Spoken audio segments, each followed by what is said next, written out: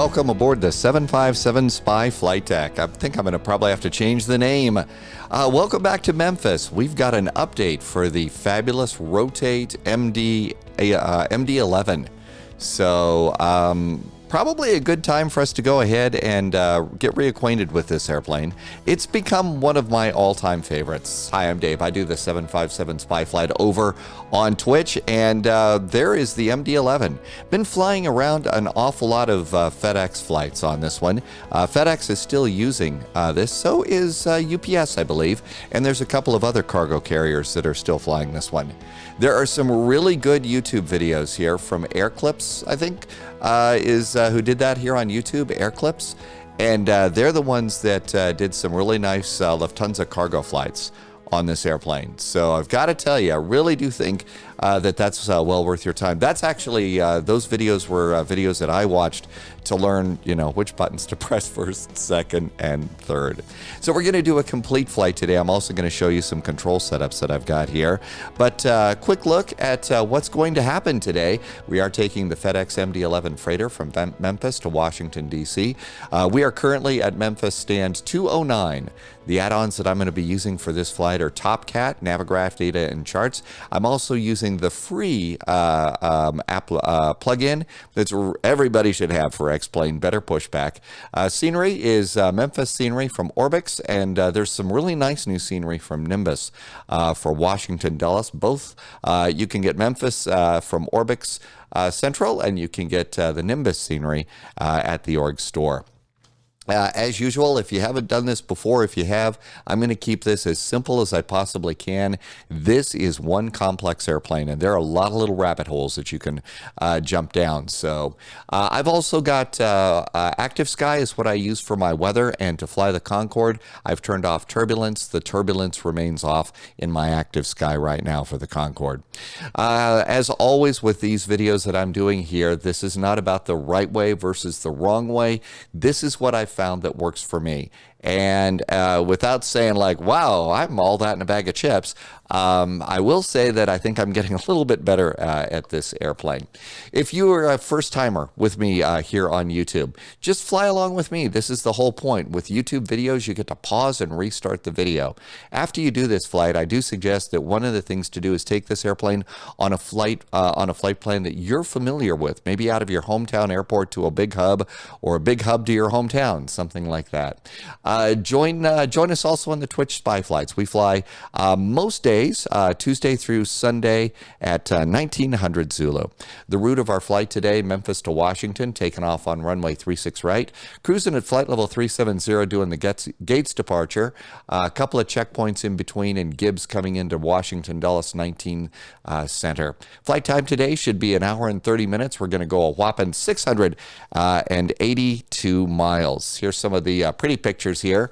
So if you were a passenger flying, that would be your departure board. We're going to try and depart 8:30 a.m. local time. Going over to the new Washington Dulles. There is a little bit of weather out there, though. As you take a look at that nice little weather map and some of the METARs, they do look like they're fairly calm, cool, and collected. The thing is if you come on over here, so let's take a look at this.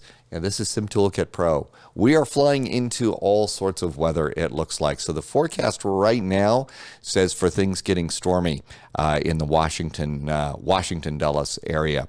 Let's talk a little bit about control setups right now. One of the things that I did is for this airplane, because it's got 3 engines, I ordered an extra set of throttles for the Thrustmaster TCA Airbus. So now what I've got is 3 throttles that I use with this airplane. This one doesn't do anything, but the button over here, this button over here is kind of important. It's thrust reversers. So there is a setting that I need to show you here. A lot of people have, don't quite understand this. First of all, let me show you. Okay, so this is my stick. So I have made one change in my typical setup here on the hat switch, and that is the view going up here. You can see that flashing there. That is my pitch trim up now. All the other hat switch views are, move the view around. But I have changed the up button to pitch trim up, and pitch trim down is over here. I found that really, really, really is helpful. Boy, do I like that. I've gone and the red button on mine is actually on the other side. And that is my autopilot disconnect switch. It's the left disconnect. That works really well. And I've also got the parking brake handles set up and the flaps set up and down. I haven't figured out how to do the levers. I haven't figured out how to do the levers that you see over there. So I've got to work on that. I also have a number of functions for the airplane set up on the buttons down here as far as opening and closing doors. I do have a button set up to pull the chocks and stuff like that, and I think that kind of helps with a little bit of the immersion. Now let's talk about thrust reversers here. So right now, I need to go over on the 3 and 4 because it's actually button number 4. So button number 4 right over here, there it is, button number 4. So that is my thrust reverser. On this airplane, there is a binding that you can set, and it's called Hold All Engine Reversers at Max. Okay, so what happens is you roll your throttles all the way down on your landing. So go to idle with your main 3 throttles here. So these go all the way down. When they're at idle, come on over here and just hold this button. And what's going to happen is it's going to put your airplane reversers in. It'll kick in the reversers and then slowly increase the throttle for the reversers too. And then when you're done, just release it, and there you go. And that should take care of your thrust reversers. The only other button that I've set up as far as engines is the button over here. This is the this button is actually over on the other set of throttles. So here's Thrustmaster throttles 3 and 4. Here's Thrustmaster throttles 1 and 2. And if you look over here, you can see this is ATS disconnect switch left. So I've got an auto throttle disconnect switch set up there too. Buttons that I've set up down here. So if you take a look at this, the button underneath the fuel cutoff here, that is my engine start valve switch up. So this is this button right here starts the engines. This button over here, that's going to do fuel. So switch up and switch down. Engine 1, fuel switch up and switch down. I found that those are really, really nice. And so those are my control settings. And I really have found that they work really pretty well here. Another thing that I will do on the spy flight that I enjoy some of the immersion on this airplane is I use a very old flight planner with this airplane called TopCat. TopCat's an old payware. It hasn't been updated in probably years, but there are some airplanes that you can, there are some aircraft profiles that this works really well with. I also use this with the 757 from Flight Factor. Works great, but with this airplane, you can set up a freighter in here and you're going to be able to get some really good takeoff data. And that's what I use this for. So I've put in our departure, Memphis to Dulles. There is our primary alternate. I've put fuel on board, taxi fuel. I've got 3,000 pounds for my taxi fuel. Trip fuel, 25,000 pounds there. And we have 151,390 pounds of cargo. So we've put all of that in there, and I use this mostly for the TLR, takeoff and landing report. Let's get the takeoff report here. And so we think that we're going to be blasting off today on 36 right. So I'm going to change my runway to 36 right. I'm going to go ahead and just not bother with the other runways for this flight. It is dry here. Flaps are going to be optimum. Thrust is going to be normal. So everything's good. Packs are going to actually be off. This thing turns off packs, I believe, for takeoff. Anti-ice, I don't think we need that now. Now let's go ahead and click the weather update. So it's going to download the METAR. There's the METAR. Now let's generate the report. And this is going to give you all sorts of rabbit hole-y information here. But what this is going to do is give me these 5 lines for my takeoff data. And I'm going to go ahead and take those, and I'm going to just paste those in my flight notes. And so what this is telling me is I'm going to go with flaps 10. My flex temperature is going to be 60 degrees Celsius, and V1, VR, and V2. 149, 159, 169. These numbers are really pretty close to what it is that the airplane is going to give you. And so we're going to look at both when we get this airplane up and running. So Top Cat is nice for a little bit of fun immersion for me when I want to go and jump down a rabbit hole. But you're going to get basically the same information without it, and I'm going to show you how to do that. That being said, if you're looking for a new toy for your flight simulator, there you go. So here we are. We are at stand 209, and let's get ready to go. If I do like to suggest, fly along with me. So now's a great time for you to pause the YouTube video and get your airplane set up here at Memphis. Get real world weather cranked in. Our weather's going to be a little bit different, so your runway might be different because this is obviously recorded and not live. So anyhow, but fly along and button push for button push. That's a great way to learn how to do stuff with these airplanes. Okay, assuming you're loaded in, ready to go, let's go ahead. We're going to go and need to get a power cart. That's one of the buttons that I've set up on my stick over here. There's like 1, 2, 3, 4, 5, 6, 7, 8, 9, 12 buttons. Might as well set some of these up. Let's also go ahead and get the stairs. So we need to get the stairs for this as well. And that looks pretty good. Now, before we actually board the airplane, the pilots are going to go and do a couple of things. And part of that, one of the things they'll do is the giant, what is it, teal box or something like that. We call it the giant green box over on Tolas, the giant teal box. This is where we're going to put our payload. Remember, our payload weight for this is going to be 151,390. 151,390. Now, this is not the zero fuel weight. This is payload. So what you got to do on this airplane is you've got to do some math. You need to take your zero fuel weight, which the flight plan's going to give you, subtract what's called the dry operating weight, which is on this airplane. If you go and zero this number out and just hit enter, ZFW down here is our dry operating weight for the airplane, 253, 262. So there you go. Let's go ahead and now put in our payload, which is 151,390, 151,390, and it makes the zero fuel weight 404,652. Look at that. So you have to do a little bit of math to make that work. You could also just do the slider over here if you wanted to, if you didn't want to do math. Block fuel for today's flight is 49,445 pounds, 49,445. There's our block fuel. Taxi fuel. I'm boarding about 3,000 pounds of taxi fuel. If I'm going to be in a VATSIM event, I'm going to kick it up to about 5,000 if I can. Trip fuel. That's a number that you get off your flight plan, and our trip fuel is 25,081. 25,081 pounds is our trip fuel. Almost done. You notice over here the takeoff config is out of the little envelope zone here. So one of the things that I saw somebody doing is taking the payload center of gravity, and I slide it over till the takeoff center of gravity is right at 26.0 Mach. Sorry, not mac and cheese. That's mean aerodynamic chord. That's a weight and balance term, and we're not going to jump down that rabbit hole today. So although mac and cheese would be good.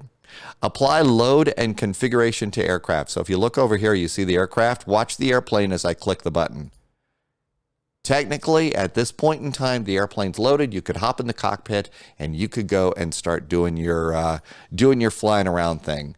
But for now, I'm going to release this, and let's go ahead and kind of walk over here and just kind of enjoy a little bit of, you look up and you see this is a big airplane, isn't it? This is not a small airplane. And then we can kind of sort of go up the stairs here.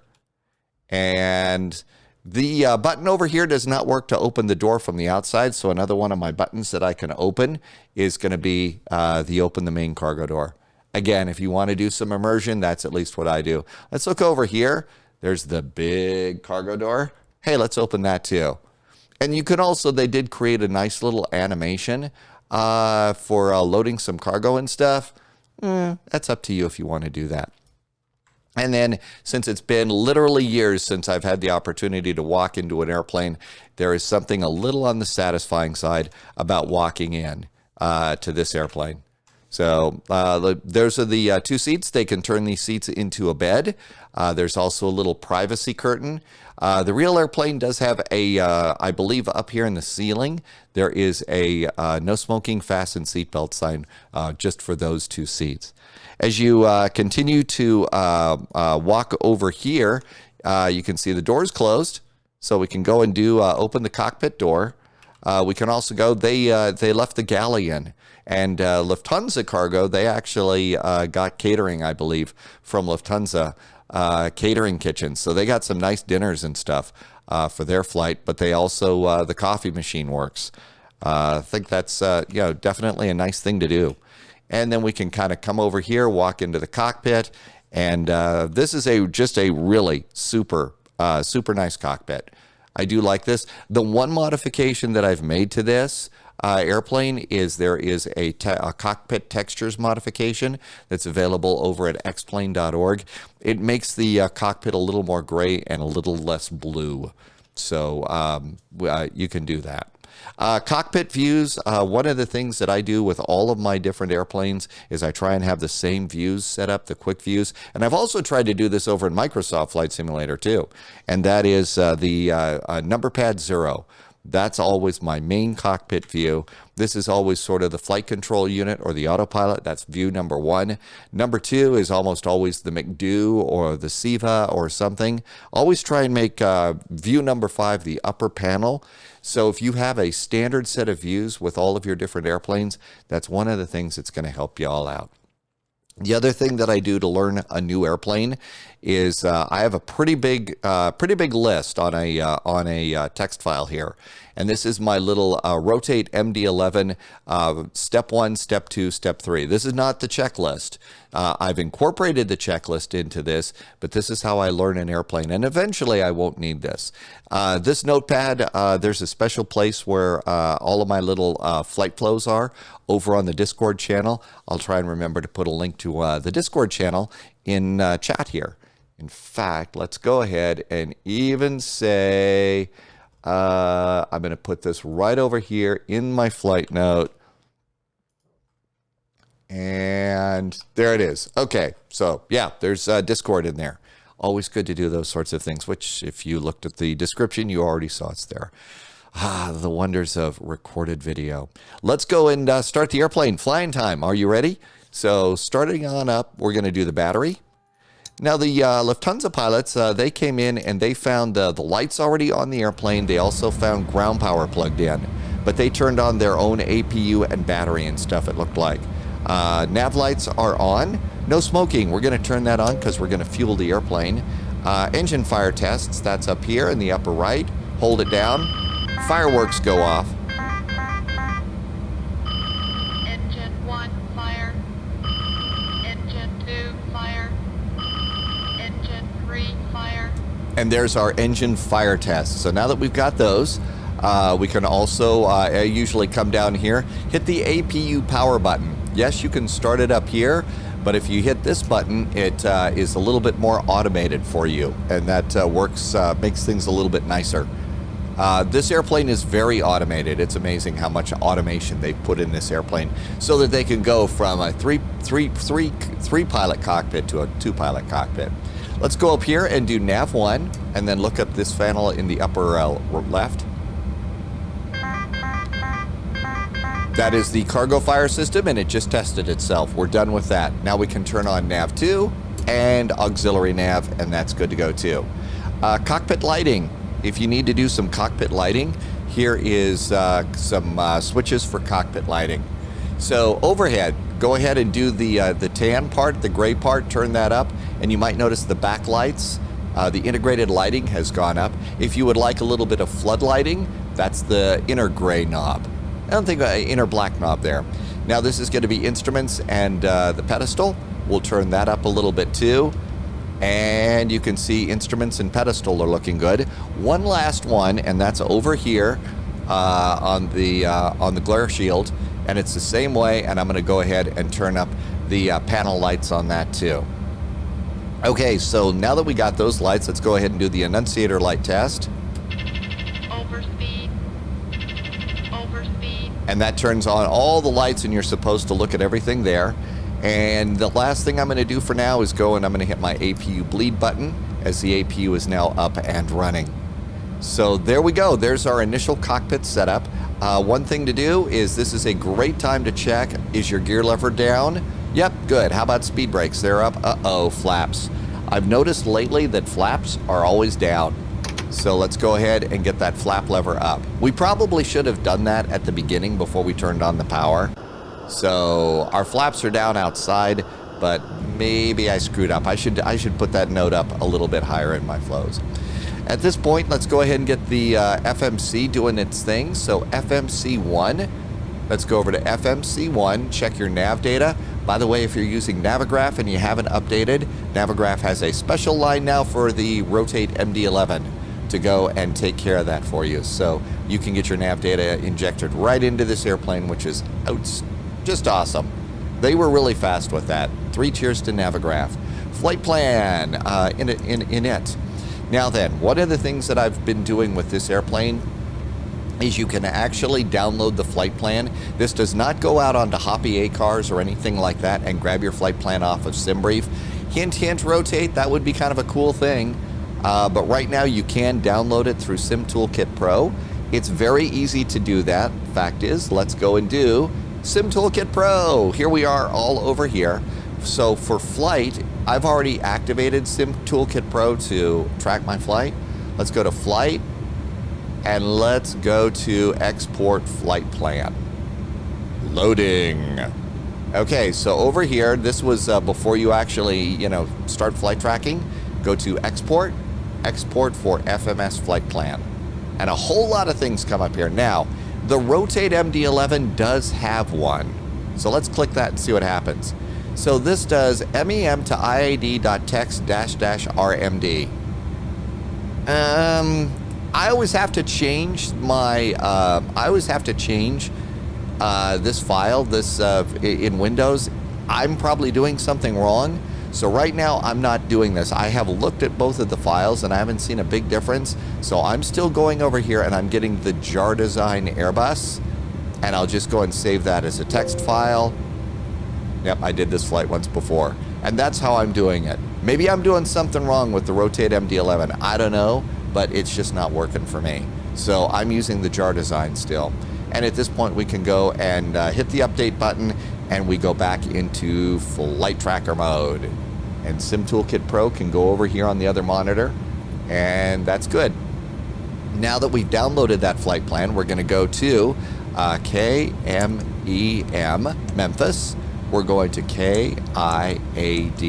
That's all I'm gonna do, no slash, because we're getting the company route. And I'm gonna click that, and it's got Memphis to Dulles.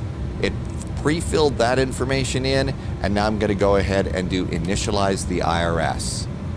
Okay, so we're good to go with that for a while. Let's go and do a little setup and just let the computers get caught up. So from here, we're going to go. I saw one video where they're turning on the cargo temperature to high. I'm not sure about that, but we've got the cargo temperature to high.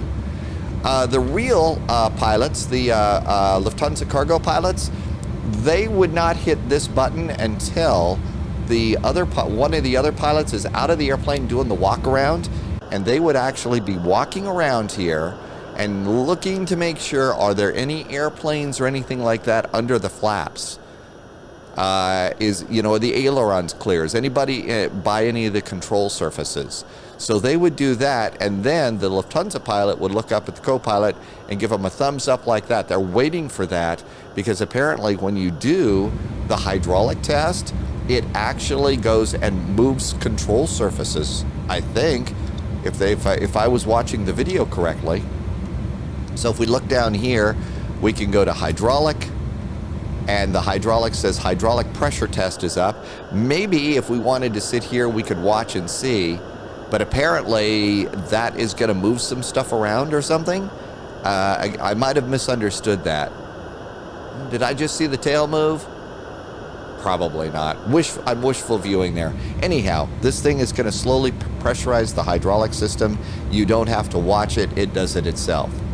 Let's go back to some setup here. It'd be interesting to see. I'll watch that one day on my own and see if I see that stuff moving around. Display, let's see, emergency power. We're going to arm the emergency power. Emergency lights, that's down here. We're going to arm the emergency lights. Terrain warning system. Here's terrain warning test. Glide slope. Pull up. Terrain. I'm just looking outside while it does that just to see if I can catch any of the control surfaces moving. It is slowly pressurizing hydraulic 1 and 2 though, so you can see it pressurize these two systems up there. So that's part of the test. I don't know. Okay, let's go on over here and we're gonna do the defogger. So window defog, and then you do the config warning test, and that's down here. Take your, let's see, where's throttle cam? So come on over here, throttle's going up until it makes noise. Stabilizer.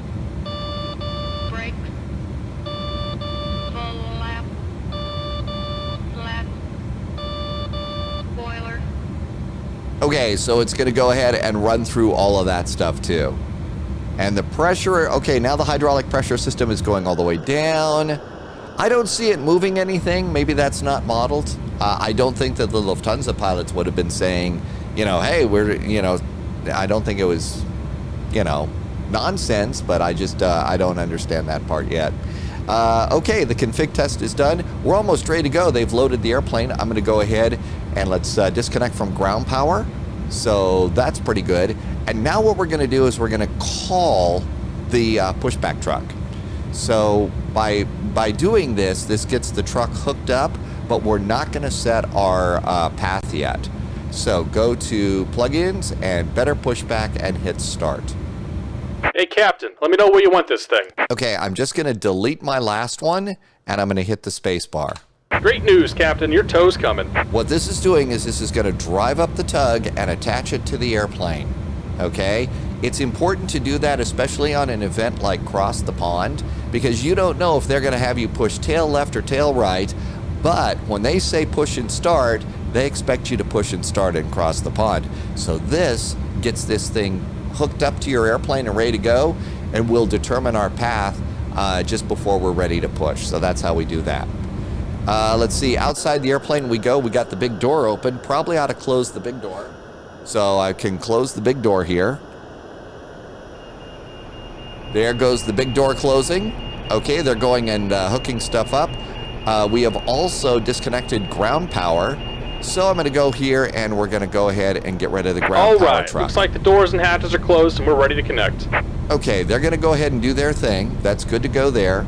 You don't have to do anything. As long as your parking brakes are set, you're golden. And it's not gonna move either with the chocks in place. So let's do glare shield setup. Minimum set to RA, radar altimeter, that's good. Traffic and data are going on. Altimeter here at Memphis is 3017. So 3017.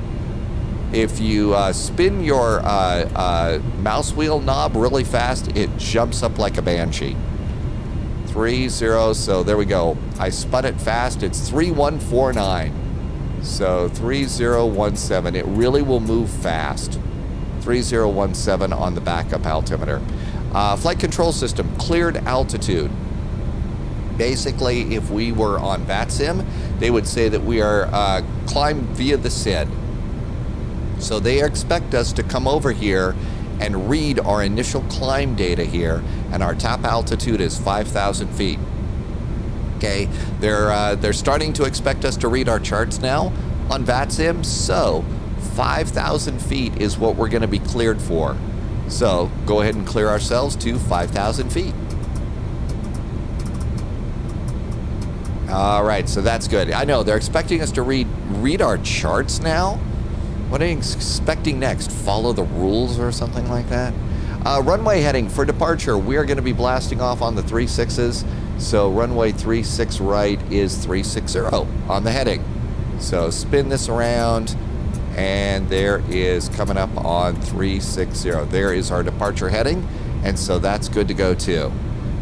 After that, we'll look down here, and we can see that the hydraulic test, all of these are blank, and the text is gone. The hydraulic test is good. We can look down here, and we're gonna set our squawk. It's just us today, but we're gonna be 2000. Comm radios, let's go to 122.8, or this is when you would be talking to ground control. By now you might already have your clearance, so there you go. Okay, 122.8, turn on your VHF1 microphone, push the button and crank it up. This volume control actually works. So you turn up the volume on your radio actually goes up and down. So that's pretty cool. Okay, last numbers time. Let's go and put our alternate airport, and our alternate airport today is Pittsburgh. So KPIT, there's Pittsburgh for the alternate. Our flight number is FDX, flight 441. That goes in there. Cruise level, final cruise was flight level 370 according to SimBrief. My cost index today is 200. 200. This is all information I got off the flight plan, and I've gone and taken it and I've condensed it into my flight notes. These flight notes that you see there, you also should find those flight notes in the description. Okay, so this is all good. It's time for us to do the final flight plan. Memphis, we know that we are now, since we got our clearance and everything, we know that we are departing off of runway 36 right. So 36 right. We are departing off of out of here on the Gates 7 departure, and our transition is DIYAB. So DIYAB transition and insert. Okay, so here's our flight. If we want to be good pilots, we could come up here and click plan, kind of look down here and page through. You could also zoom in just a little bit here and start paging through your flight plan. Look for route discontinuities, everything looking good. Okay, and there we are coming to the end. BKW, so now we can go and we can put in the star. So we're going to come in on the Gibbs for arrival. So let's look down and see if we find Gibbs 4. There it is at the bottom for some reason. And that's going to be the Beckley, West Virginia BKW transition, and we're stopping there. I am not putting in a runway because they might change runways on us. And if they're going to change runways on us, yeah, what's the point? So let's go ahead and just put that in there. So this is going to take us to the end of the star before we have to make our choices. So it's got us set up for vectors here. So we're good to go. Now our vectors are going to actually change, but you'll see that as we put in the runway when we get closer to Washington Dulles. So all of this looks good. Let's go ahead and go back to map mode. We can come down here and hit flight plan. There we are at the top of our flight plan, and everything is good. Next step, I hit progress, and I'm going to just look at that distance to go and look at my flight plan, and if they are relatively close, within 50 miles or so, 100 miles or something like that, that's pretty good. Oh, it just added a little bit there. Started to add, it did a little more math, and it got a little bit closer to the number in the flight plan. So that's pretty good. It's also giving us estimated fuel on board when we land too. Speaking of fuel, let's go to the init page, and we're going to go and hit next page. Look at your block fuel. Make sure that you've loaded the correct amount of fuel, 49.4. Flight plan said 49.4. Want to jump down a rabbit hole? You could look at your zero fuel weight. My zero fuel weight's 404.76. That's 404.7. So we could jump down that rabbit hole, and all that looks good. Now then, let's go to takeoff and approach. This is where that data that I got out of TopCat is going to be an awful lot like what you're going to get out of the airplane. But let's go with TopCat numbers, which was 60. So if you use anywhere from 50 to 60, if you're for a flex temperature, you're in good shape. Flaps from TopCat, generally flaps 10 to 15 work really good with this airplane. Slope. Okay, there's several ways to get slope. The fast and dirty way is to come over here to Sim Toolkit Pro. I think this information is also available on Volanta. Runway slope is minus 0.6. Just take the first three numbers. So minus 0.6 and do the slash. Okay, now winds. It's either going to be a headwind or a tailwind. Right now we're going to be taking off on runway 36 right.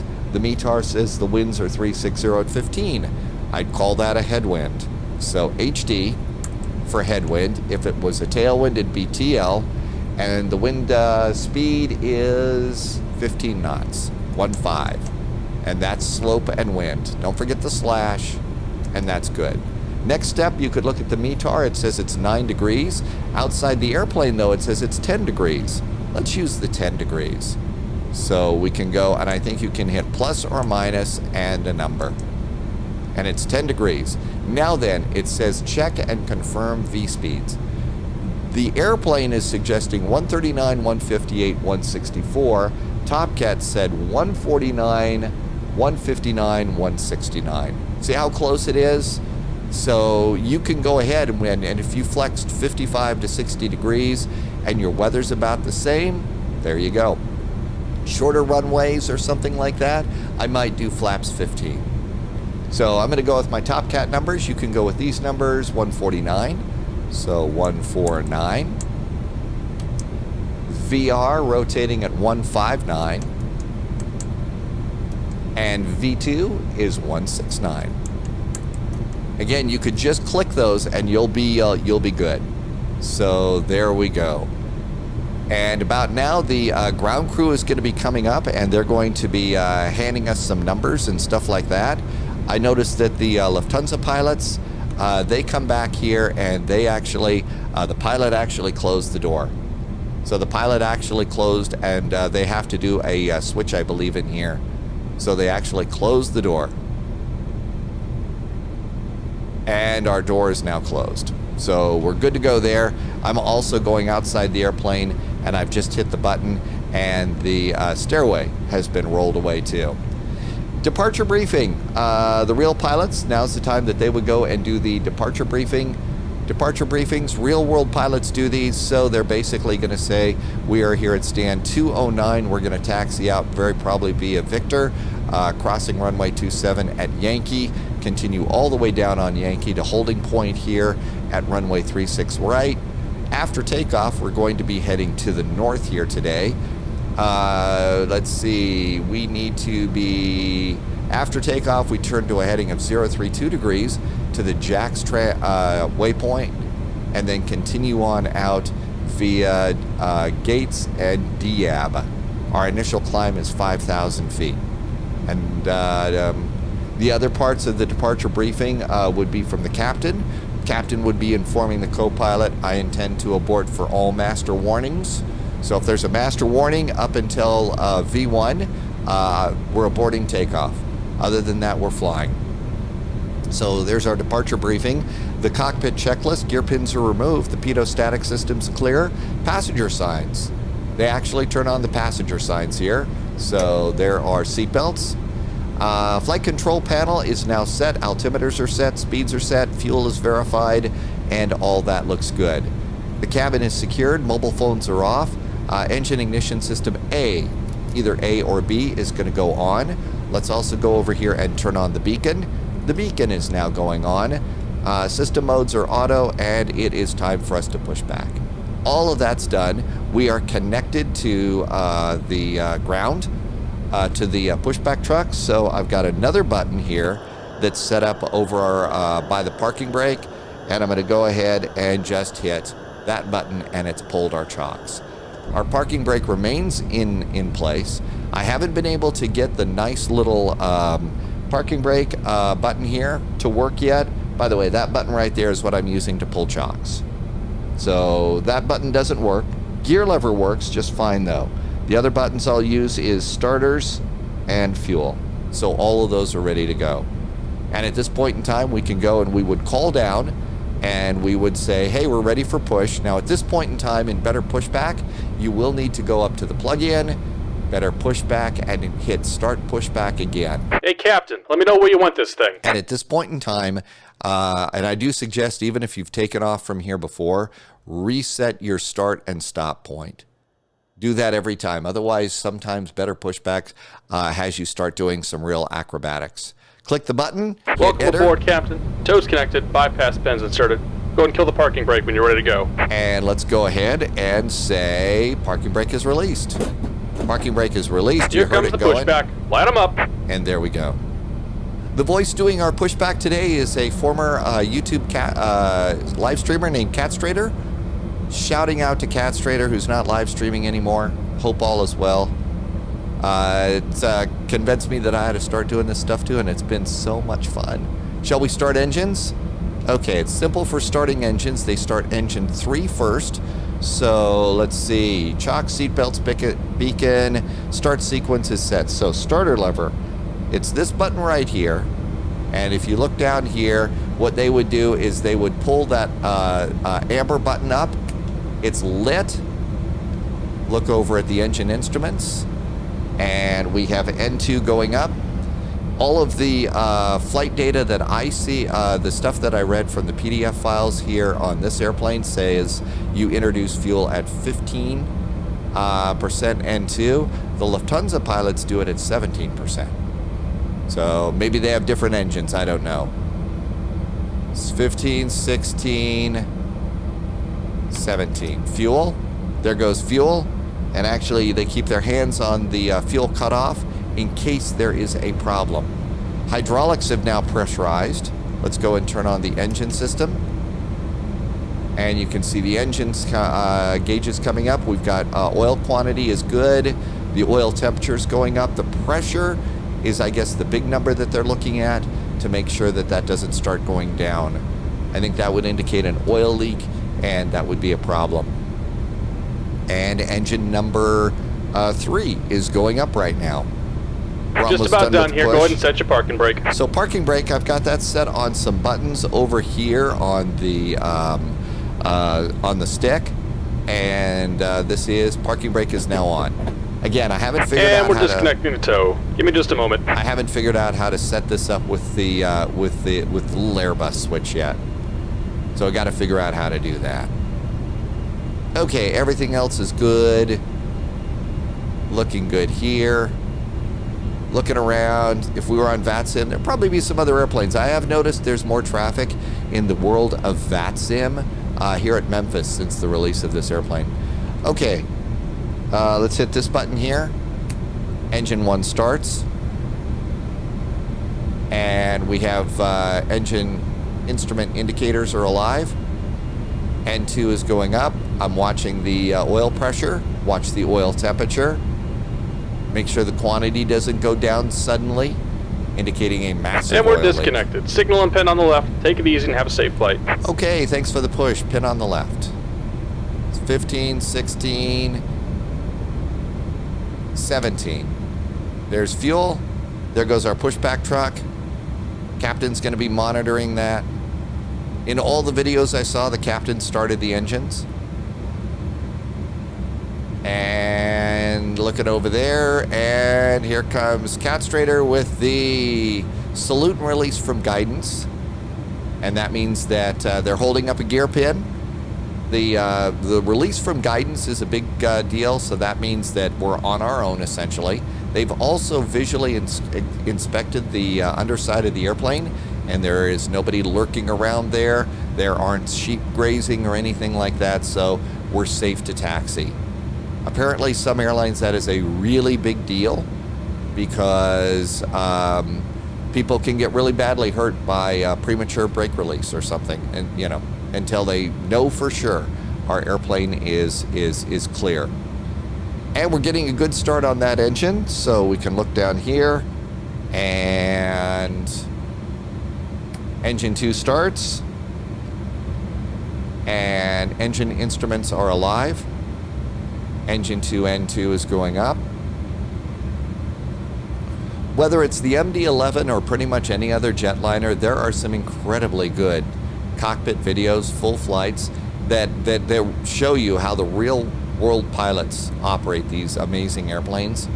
And that's really one of the first things that I go to when it's time to learn a new airplane. And 17%, there's fuel. There goes engine temperature. It just jumps right up. Engine pressure, oil pressure. Oil pressure and oil temperature. Those are the words I should be using. They just jump right up, don't they? And they're not leaking, so that's good news. And that engine seems to be going pretty good too. And all that looks good. We'll wait for one last thing here. As soon as this engine gets up to 23, it looks like our idle here is going to be 23.8. It's different depending upon altitudes and weather conditions. So the idle changes a little bit here. And almost there, 18, 19, 20, 21, 22, almost there, almost there. 22, it always gets slower towards the end. And there is 23, 5, 6, 7, and 8. Okay, we got engines are idle. Let's go ahead and I'm going to turn off the APU bleed. The airplane is going to turn off its own APU for you. Okay, after start, look at the FMS. We're on the takeoff page. Come on down here. We're going to switch the monitor over to the config page and do a real set of checks with your controls. So there is wheel all the way to the left, yoke all the way to the right, elevator all the way down, all the way up. The reason you do that is yes, you feel like real pilots, but your USB connectors have been known to disconnect themselves. And I found that out the hard way while rolling down the runway once. So looking down here, stabilizer trim setting is going to be 5.8. So nose up, 5.8. Get ready for the famous stabilizer trim beep. Stabilizer motion. Always good to hear Betty talking about the stabilizer being in motion. Okay, let's go down here. We're going to uncage the backup horizon. We're going to do auto brakes to takeoff. We're going to look down here and we're going to arm the speed brakes. We'll look down here, dial a flap. This is one of the cool things about this airplane. It's going to be 10 degrees. And let's go flaps. There's slats. And now we're in the dial a flap range. Okay, all of that's good. APU is off. Anti-ice is off. Taxi. We're on not on VAT sim, but I always just go squawk mode Charlie here in the flight sim world. Transponder is on. Let's go ahead and do the nose light. Nose light is on. Now they know that we're going to start rolling around. Toe brakes are on. Parking brake is off. There is a box down here. This box down here, if that box is empty and green, that means that your takeoff config is good and you can go ahead and start doing your thing. The Lufthansa pilots, I watch them. They'll basically, to start a taxi, they'll advance all 3 engines. And then as the airplane is rolling, then they'll turn off the wing, they'll idle the wing engines and just keep the main engine behind, the main engine on the tail going. This airplane actually will taxi without, at idle thrust. Okay. Coming on out here, we are essentially in ramp control. So the ramp control people would be controlling us up until the point ground control begins right around here. So we're coming out over here, see where it says 6W? That is one of those little ground reference points. And we're picking up a little speed. There's the speed there. It looks like 9. It does slowly accelerate, so you're going to have to tap on your brakes a little bit. Keep it below 10 knots. Remember, you're sitting in front of the nose wheel, so you might need to steer accordingly.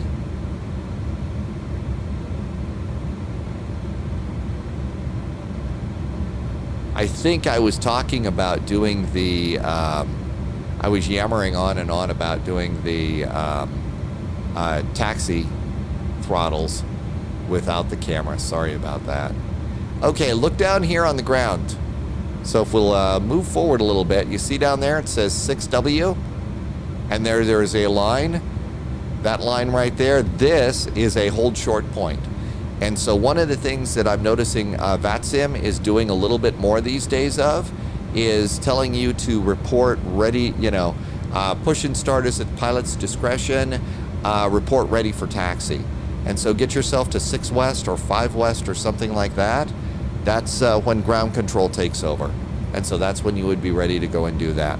Up until that point, you would technically be in something called ramp control. And I'm sure FedEx has their own frequencies for controlling the ramp, because I have no idea what it's like, but it's got to be just an amazing sight to see the FedEx ramp going full speed. And now we're just going to taxi.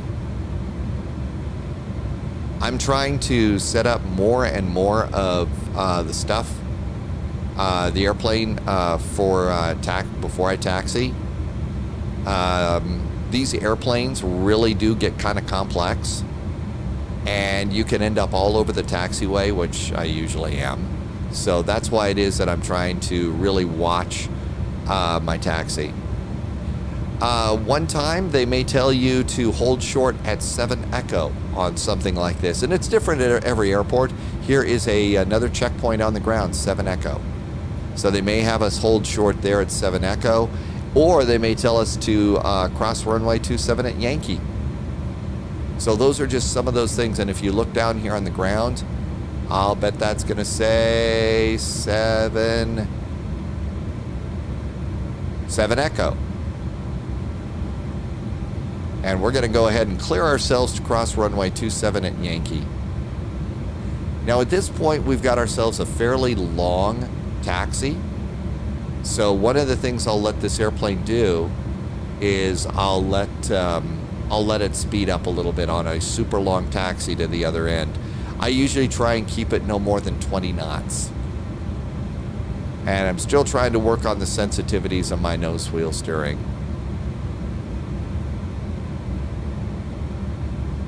That's kind of a big thing I'm doing is right now I'm experimenting with sensitivities for the yoke and the and nose wheel steering. I'm still working on those things.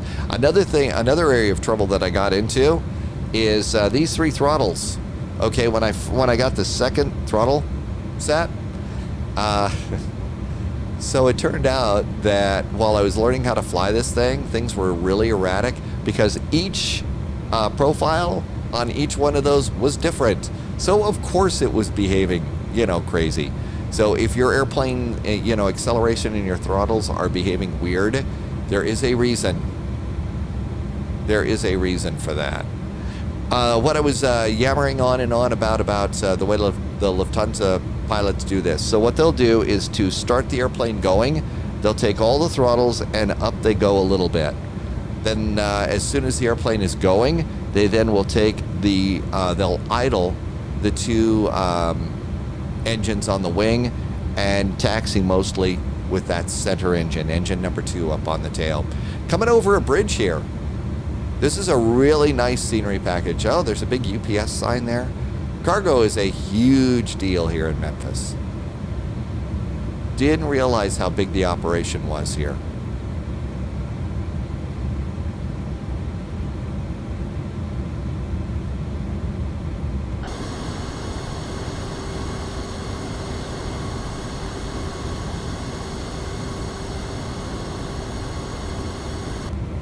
I'm trying to put the center line pretty much right in the middle of my, just to the left of the center between the navigation display and the primary flight display. And that usually keeps us fairly close to the center, to the nose wheel. Our speed's picking up. You can see we're now taxiing at 30 knots. That's going to be impossible to make any kind of a turn except for, a nice little easy turn to the right. So just barely trying to tap my brakes here.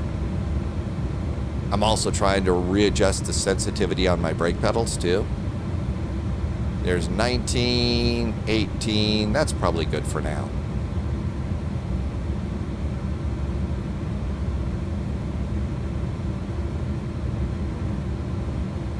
With X-Plane, there are a total of 20 quick views. So, I've got this view, that view, that view. Well, there's also some other views. You have an additional 10 views beyond that. And so with mine, I've got those set up.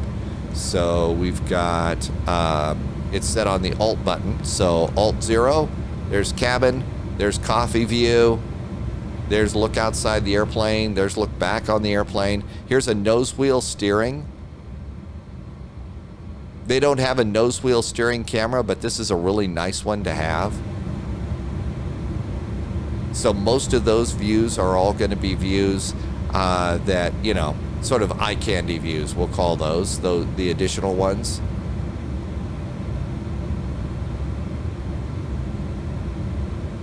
But we can alt and see. So how are we doing? Yep, we're right on the center line. So there's our center line view.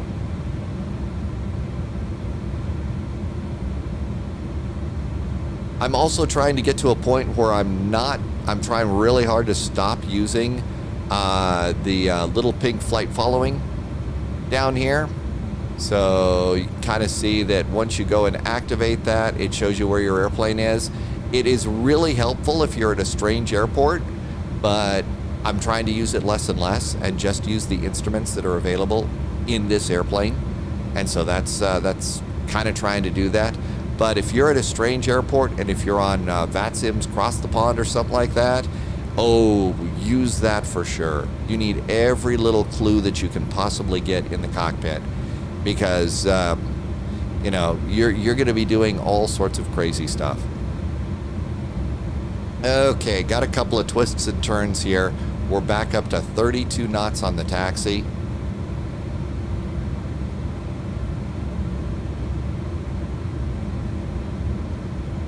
So we'll slow it back down to about 15 knots. We got a big hard right turn coming up here.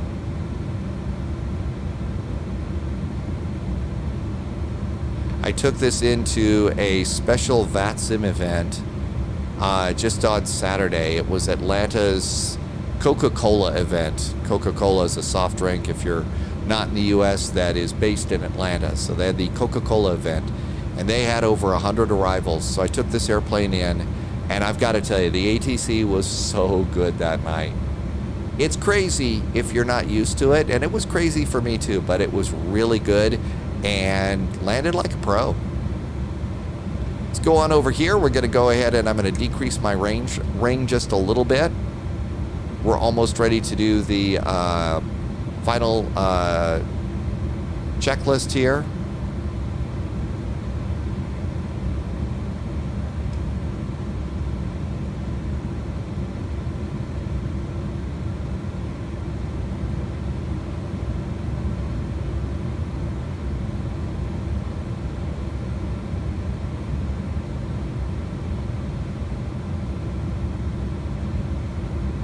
And welcome to 3-6 right. So parking brakes. Parking brakes are set. The takeoff checklist is right down here. So takeoff checklist. Flight controls are checked. Flaps are set.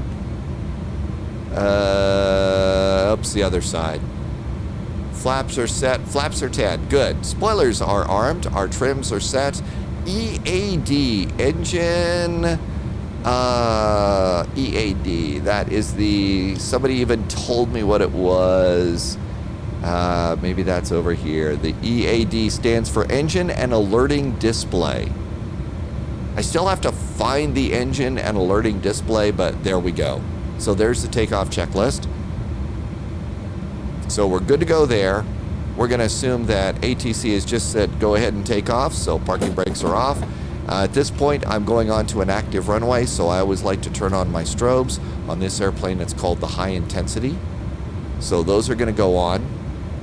We're also going to go to the flight control unit, and I'm going to press the auto flight button once. And if you take a look here, you can see that the auto throttles, that essentially, I believe a good way to call that is auto throttles are now armed. I also like to look up here, and we're going to go ahead and do one click on the landing lights. This is one of those airplanes where the landing lights come down underneath the airplane, and I want to go ahead and do those landing lights. That way they're ready to go when we go. So if it was cleared for immediate takeoff, as I roll out on the runway, I'm not turning them on yet, because if there's another airplane on the other side of me, we're going to blind that pilot. So we only turn those on when we are lined up, and it's sort of the last thing before throttles. Okay, we're all nicely lined up. Landing lights now going on. There go our landing lights on. And let's go over here. So this thing, gonna slowly raise my throttles. And I'm watching my engine instruments. I'm rolling my throttles all the way up. And I'm making sure that the throttles on the engine instrument there match the little pink indicators. That's takeoff. Now I'm wrong. I need to keep my hands on the throttles until there's 100 knots, until V1.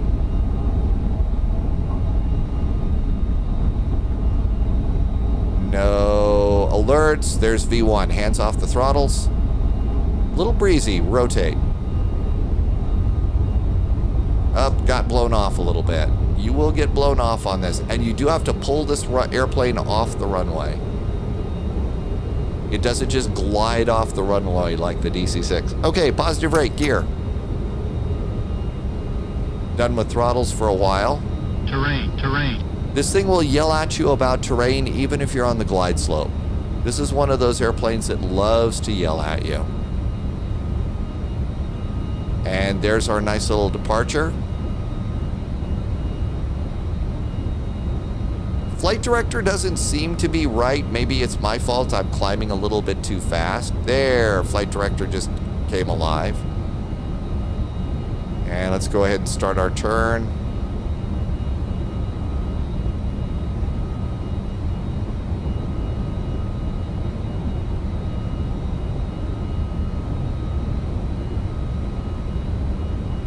We need to be direct jacks.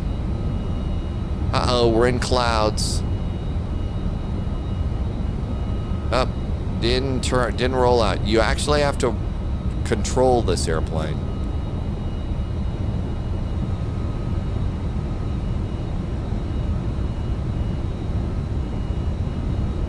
Okay, we're basically direct jacks now, so hit flight plan. You may have to hit it twice. Direct intersection, jacks, and jacks. Come on over here. We're going to do profile, nav, speed, and hit the button again. Airplane should be taking us to jacks. Release this. ATC is just called and said climb and maintain 17,000. So 17,000. Continuing the climb. Let's see. Coming up here, gear lever. And we can go ahead and do a notch flaps. I don't think we're going to go back in. Auto brakes. Off. Speed brakes. Disarmed.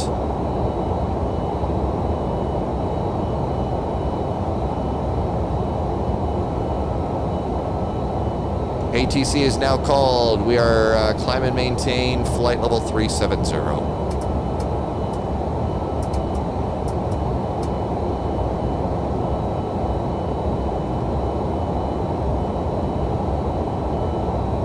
Passing 6,500.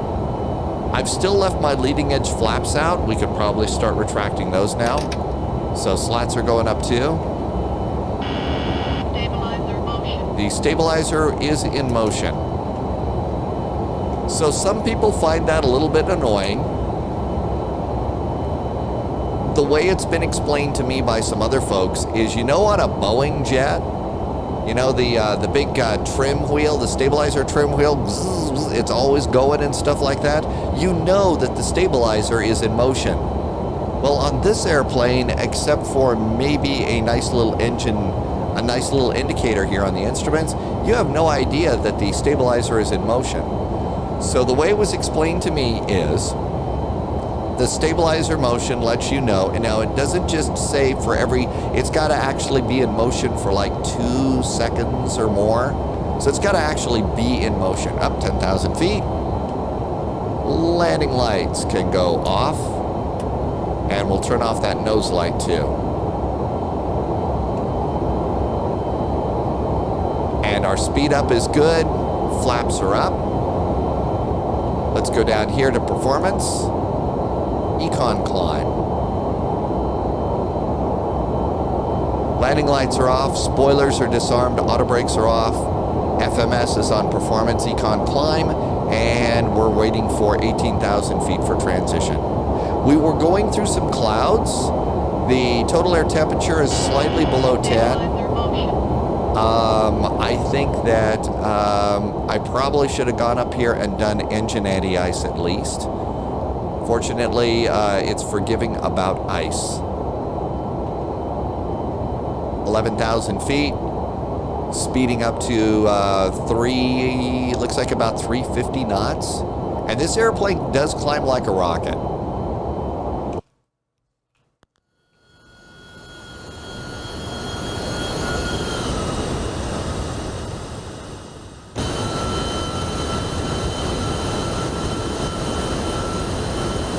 again, just absolutely enjoying everything about this airplane. One of the things that I like about this is there's more stuff to do in this airplane.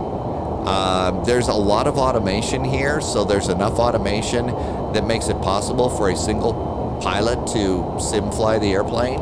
But there's a lot to do in this airplane, and I really am enjoying that. This was fun to fly across the pond. There are a few things. So one of the things that you heard is the range ring here. You weren't supposed to increase that above 40. That's been fixed. You can increase it above 40 all you want. I usually like to turn on airports, and airports gets a little busy on this display. So I usually keep my range ring around 40 on the map. Terrain radar is not working on this airplane. Terrain radar is supposed to be working when X-Plane 12 comes out. I have confirmed that weather radar works, and based on the weather that we saw on Sim Toolkit Pro, there is a chance that we could probably turn on weather radar and see some weather radar working on our flight.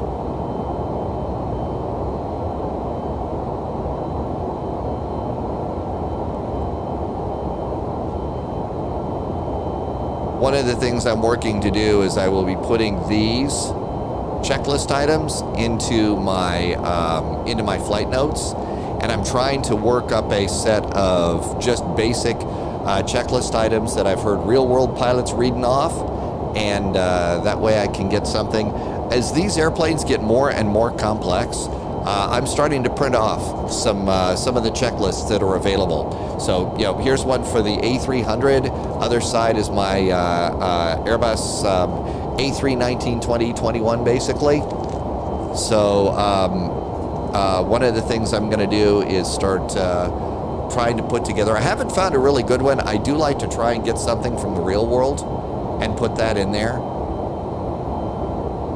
But, going ahead and getting those checklists, I saw the real world pilots actually look down at it, read it off. So there you go. Okay, passing 21,000 feet, no turbulence, no smoking, and seatbelts go to auto. I think if for a U.S. flight, though, they'd probably leave no smoking on. And that's if there was some people back here. You can turn this into a bed. If you look in the Lufthansa videos, you see a very, very big square thing here that appears to be the same color as the seats. So you actually can make this into a full-size bed. They do have the bathroom right here. It's not modeled. So there is no toilet flushing like there is in the FlyJ Sim Q400, which is setting a great standard in flight simulation immersion. Because, we do love the sound of a good toilet flush, right? Passing 24,000 feet. And this is pretty much it at this point. We're going to be monitoring our fuel. As we approach top of climb, I'm going to come over to the progress page. Big thing I'm going to watch is this number right here, estimated fuel on board. Especially when I'm doing something like this on Cross the Pond. That's an important number to keep an eye out on. And this airplane, we actually stay ahead of what we're supposed to have. Estimated fuel on board for us when we land, and that's what that is. That number is estimated fuel when we land. So if you look over here on the flight plan, over here, and by the way, this is the United Airlines 2016 or 2018 version. It's the bottom United Airlines version that you use. I've been trying to teach myself to start using the Lido style, but I just have never had time. So there's a couple of numbers here, FAR, 15 minutes, and alternate. These three numbers, that 1132, 4180, and 6152, all of those numbers add up to remaining fuel, 21,364. So what I care about, and I actually make note of this over in my flight notes. So that one should be 21,364 right here. That's my remaining fuel. And I've got that in my flight notes. That way I can just look up in that far column and remind myself how much fuel I'm supposed to have up until the point that I have to go around. I have to enter a hold, I have to divert to another airport, or there's some other delay. So right now, I want that number to be above 21.3. If that's above 21.3, then I haven't started using reserve fuel. And there you go. That's a good thing. Other airplanes that I have, I've noticed that that this number actually slowly goes down over time. So I'm adding more and more fuel to try and make sure that I keep this estimated fuel on board for our main airport, our arrival airport, above that number. If it's above that number, then that means on Cross the Pond, I don't have to worry about running out of gas in the middle of the Atlantic on a huge VATSIM event. Nobody wants that. Passing 33,000, we're going to flight level 370.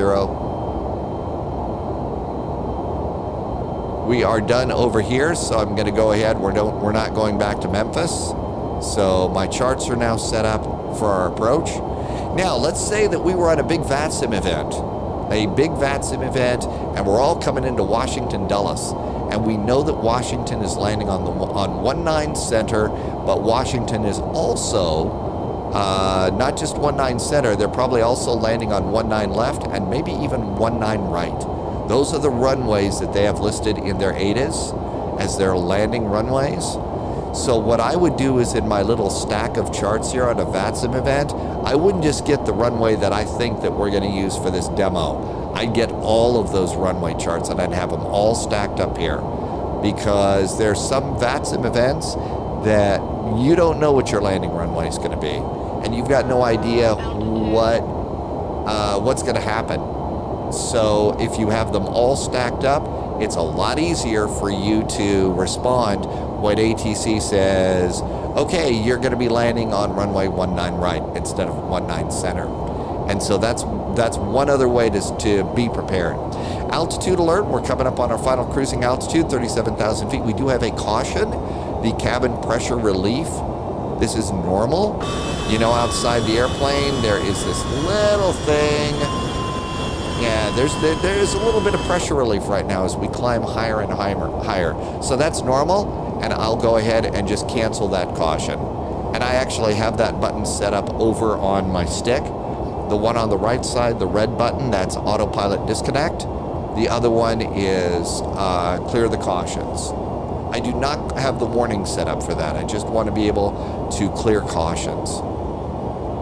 And there we are. We're at our final cruising altitude of flight level 360. Another reason I like this airplane, our cruise. We're cruising at Mach 0.84, not Mach 0.77 like in other airplanes. This airplane cruises higher and faster. I like that. We get there quicker. So that's nice. And we are 558 nautical miles away from Washington Dulles. We should have 26.8 tons of fuel in 26.8 thousand pounds of fuel. It's not tons. So 26.8 thousand pounds of fuel. Yes. And so that means we have got more than enough fuel. We're going to be above the minimum. I'm going to go to the performance page now. We're in cruise mode, and this is also doing the math for us. We are 397 miles from top of descent. And at this point in time, the pilots are going to sit and they're going to chat and yammer about stuff. I'm going to go over. I usually like to record these first thing in the morning, so it's breakfast time here at SPY HQ. So I'm going to pause the video. You're going to get to sit and enjoy the show. Keep flying, and I will pick this up about 100 miles from top of descent.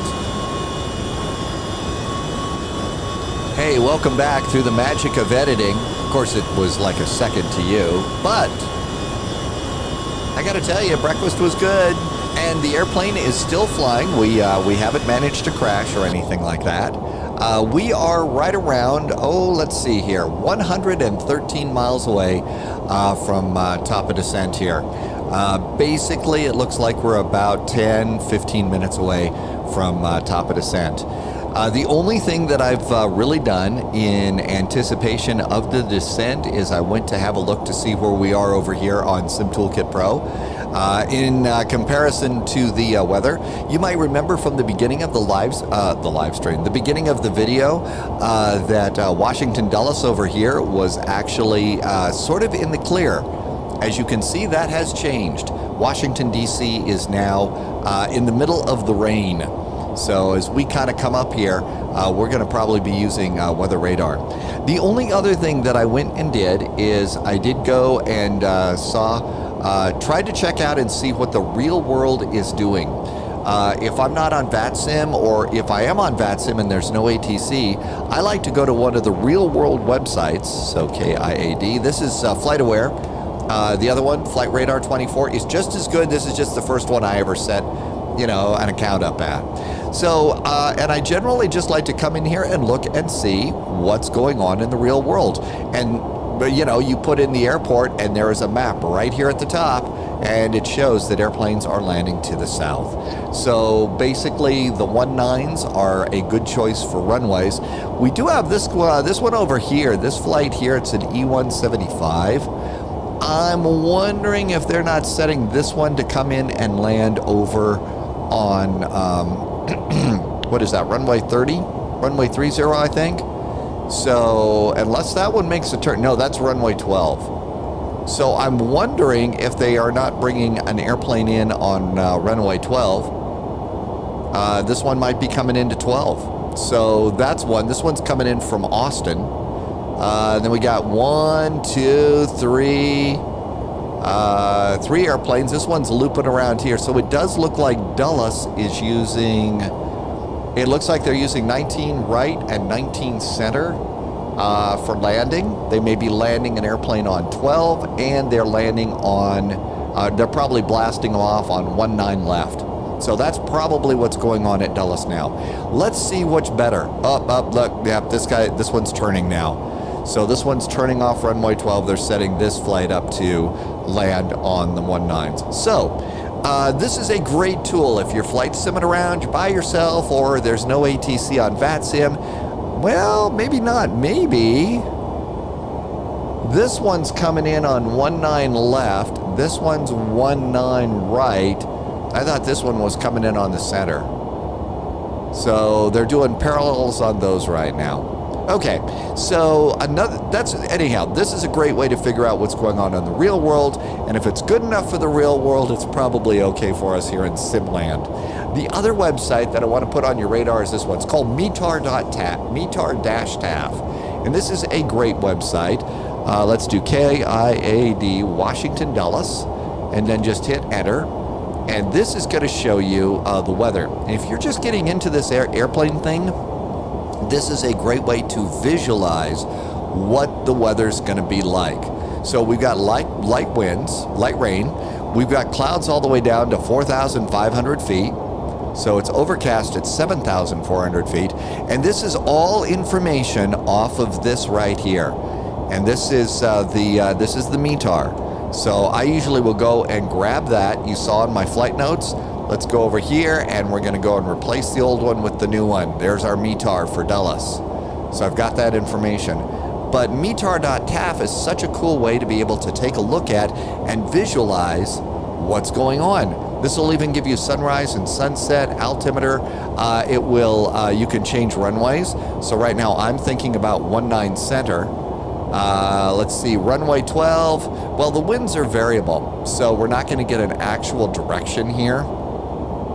But it would also show you what way the wind is going to blow you on and off the runway. For us, the real world, they're using the 19s. So let's go ahead and plan on the 19s. And I'm going to go over here, since we are flying cargo. Cargo land is over here at Washington Dulles. So what we're going to try and do is we're going to be on 19 center, and we're going to try and hit the Yankee 5 so that we can taxi back and get ourselves into FedEx land. So that's the plan here. We're still planning the Gibbs 4 arrival. We're looking at 19 center. So let's go ahead and plan that into the McDo. We've got 67 miles to get it done. So 100 miles, that's when you start your preparations for landing. Now, ATC in some big VATSIM events, they may not give you your runway until you're a lot closer. So you need to be prepared for that. Remember all that yammering I did about getting different runway charts? That's the reason for that. So let's go to flight plan. And let's go down a little bit. And that is our arrival. And let's go to KIAD. Now let's go to the star. And now we're going to put in our arrival runway, which is 19 center. We don't need the Martinsburg transition. We do need the BKW transition there. So all of those look good. And let's just insert that. Okay, so let's go and see what we've got. So we're actually landing to the south. So we're going to come on in here via Beckley, West Virginia. Come on up here. There's Boone. We got to be at 11,000 feet at Kilmer. Want to be at 6,000 feet at Ripon. There's Gibbs. And then at Sunny J, we're going to do something called Idiu and Madisee. So we got these two that we gotta plan on. So did we get them? Idiu and Madisee, perfect. The airplane's all set up. The only other thing that I like to do is let's just go ahead and look and check. Right now, some of the altitudes are a little. The stars aren't translating perfectly. You know, the VNAV is not working so well. So I'm just going to go and look. Okay, Ripon, we want to be at 6,000 feet. 6,000 feet.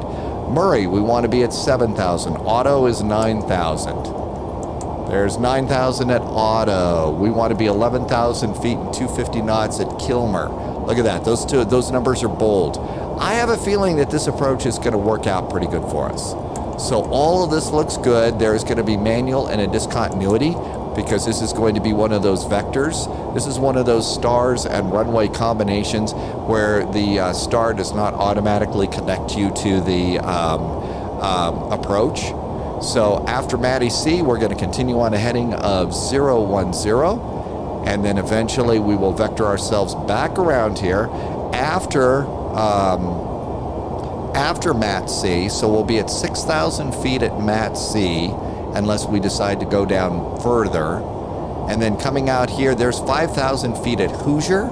So we really don't have to go down much more unless we want to come in here at Enid at, what is that? That's 10 miles at Enid. We'll probably do Hoosier, which is more like 15, 16 miles out there, 17 miles. So Hoosier's 5,000. We really don't have to do that much on that descent. Next thing to do, this is going to be a Category 1 descent, ILS, Category 1 ILS, so the decision height, 471. It's pretty much in the same place on the Lido style of charts. I'm just using the older school charts with this older school airplane. So let's go to our takeoff and approach page, and everything looks good there. We're going to come up here, and it's time to redo the minimums. So for minimums, we're going to go and we're going to change, and you see there's a big adjustment knob arrow there, and then a smaller one. The smaller one will switch it from radar altimeter to baro. And there's a small number that's going to appear right down here. Just dial that up to 471. There's 380, there's 460. You see, if you spin it really good, it'll crank it up there a lot. Okay, so 471, and that's good. Minimums are now set. At this point in time, ATC would probably be getting in our ear and saying that we are clear to descend at pilot's discretion on the Gibbs 4 arrival, Washington landing south, and the Washington altimeter is 3023. That means we can descend when we want to, but it does also mean that we have to hit these constraints on this descent. This airplane doesn't do so well with it right now. That's part of, you remember when we were talking about the things that they're working on? So the stuff at the bottom there, VNAV descent issues, yeah, that's what they're talking about. So that's what they mean. So we got to watch ourselves on this descent. Now this one isn't too critical because on this flight we really don't have other traffic. But if we were in a VATSIM event, these numbers like above flight level 240 at Hess and between these altitudes here at Gislo and Bourne, I'm going to go ahead and we'll start an initial descent to 11,000 feet. Let's take a small bite here. if I was in a VATSIM event, I would probably stop my descent at that first altitude of 24,000 feet at Hesse. So I'm going to go to 11,000 feet for our first altitude here. So what does all that mean? So here we are coming in Beckley, everything's good, but we can't go any lower than 24,000 feet. So what that means is I would set my altitude in the window over here to 24,000 feet, so I don't go lower than that. I would do the same thing at Gislo and Boone. That way I could ensure that I am hitting those altitude constraints. At least I'm not getting any lower. I might be a little bit high, but, you know, a little bit low. And so that's kind of the best way to do it. Other thing is you got to watch these two airspeeds. So 280 knots at Gislo and Boone. It's 250 at Culmer. No other airspeeds. And then after Kilmer, we can then go 9, 7, and 6,000. That's when we'll stop. So there we go. There is our plan. So we've essentially briefed the approach, you could say, and that's one of the things to do. So on my list of things to do, flight control, clear, FCU, flight control unit, clear descent altitude is set. Good, that's good to go. Minimums, we've set those. And then the next thing on my list of things to do is to confirm that the descent begins. Okay, so all of this is looking good. We have a top of descent hockey stick that I think showed up here. Let's go to performance. We have 34 miles to top of descent. This is 40, up there it is. So it showed up right there. There's our top of descent hockey stick. Hockey stick is a term that I first heard mentioned in a book by Captain Mike Ray. Captain Mike Ray is a retired United Airlines pilot who has a whole series of books about different airplanes. I initially found him when a long time ago when I was trying to learn everything I could about the 757. Then years after that, I decided, okay, it's time to learn about Airbus. So I got his A320 book. And that's when he started using the term the descent hockey stick.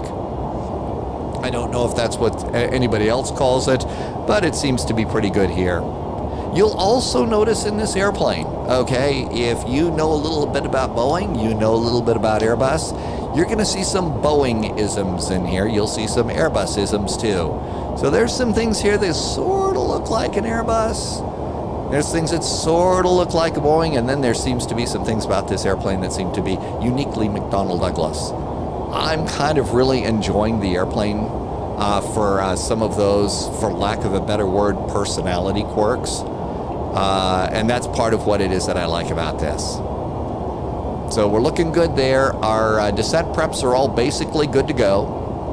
I do like to keep on a descent like this, if I am in a big VATSIM event, I will keep this right open here so that I can see these altitudes and refer to them. It's right over on the other monitor over there. The real pilots, hey, they're going to keep them clipped over here. There's a clip there for a pen. They probably have a place to clip a chart there. They can also clip a chart down here on the yoke. So, you know, you can do all of those sorts of things. So they're watching these like a hawk too. Even though it's in the flight management computer, sometimes, you know, this old flight management computer has a little nutty. And so you kind of have to watch out for those things, especially in a crowded event. I was really watching these numbers like a hawk when I was coming down into that Atlanta VATSIM event the other day. Now, I stopped watching them like a hawk when they told me to deviate from that. When ATC basically, told me to do something that, we actually turned off of the star. They cut us in a little bit sooner. And all that. At that point in time, then I just do what they say. And, if they're saying descend and maintain 6, it's okay, down 6. Now, if they say descend and maintain 6,000 via the SID, then at that point in time, you still got to watch those constraints. And on this airplane, you got to keep an eye on it. But I think that's one of the things that our friends from Rotate are doing. I just called them our friends from Rotate. I don't have a special deal with Rotate. This is not paid for. I just really, really like this airplane. I've been enjoying the heck out of it. I've wanted a DC-10 or an MD-11 for a very long time. So, but there's no special deal or anything like that. If I seem like I really like the airplane, it's because I really like the airplane. You know? If somebody wanted to say, hey, here's the keys to your very own MD-11, I'd say, sure, how do I pick it up? You know? What mountain do I have to move to be able to do that? Okay, the airplane has started the descent. Now, this airplane's a little dramatic when it starts its descent. I don't know if you noticed, but the nose just got, okay, we're going to descend. It almost kind of like huffed itself down. One thing to keep an eye on is your airspeed. Right now it's coming on up there. I'm going to go ahead and kick my first, add drag. It wants some speed brakes. And I've gone and clicked the speed brakes in 2 clicks right now. So I got 2 clicks on my speed brakes here. And we're descending at about 3,000 feet per minute, so it really is serious about this descent.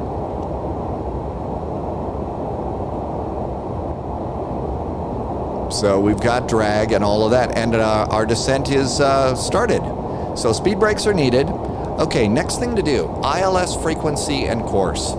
So in the lower right-hand corner here, lower left-hand corner, yeah, left, that left, IDLX, it's in pink here. What you need to do is go over to your charts, go to your ILS, and take a look here. So there's your inbound course, there's the frequency, and there's the call sign, IDLX, IDLX. Now what that tells us is the airplane is currently set up. It's set itself up on the ILS for us, or it's plugged those numbers in. You can verify that if you want, and you're going to get these altitude errors and stuff like that. I'm just ignoring them right now. It also says initialize cruise altitude after you start a descent. That might be a bug, that might be, I don't know about that. I just clear them out and life is good. Let's go to the menu page for a second and go to nav radio. And if you look, you can set here, you can even see 111.3, 191 degrees, and IDLX. So that's how you can verify that all that's happened. There's no fast and easy way. You got to go to menu and always go back and forth. And so back into the flight management computer. And it's going to continue to say altitude error at Hesse. So it's throwing a Hesse fit. Yeah, okay. Yes, there will be stupid jokes and stuff like that every now and then. Altitude error at Gizlo.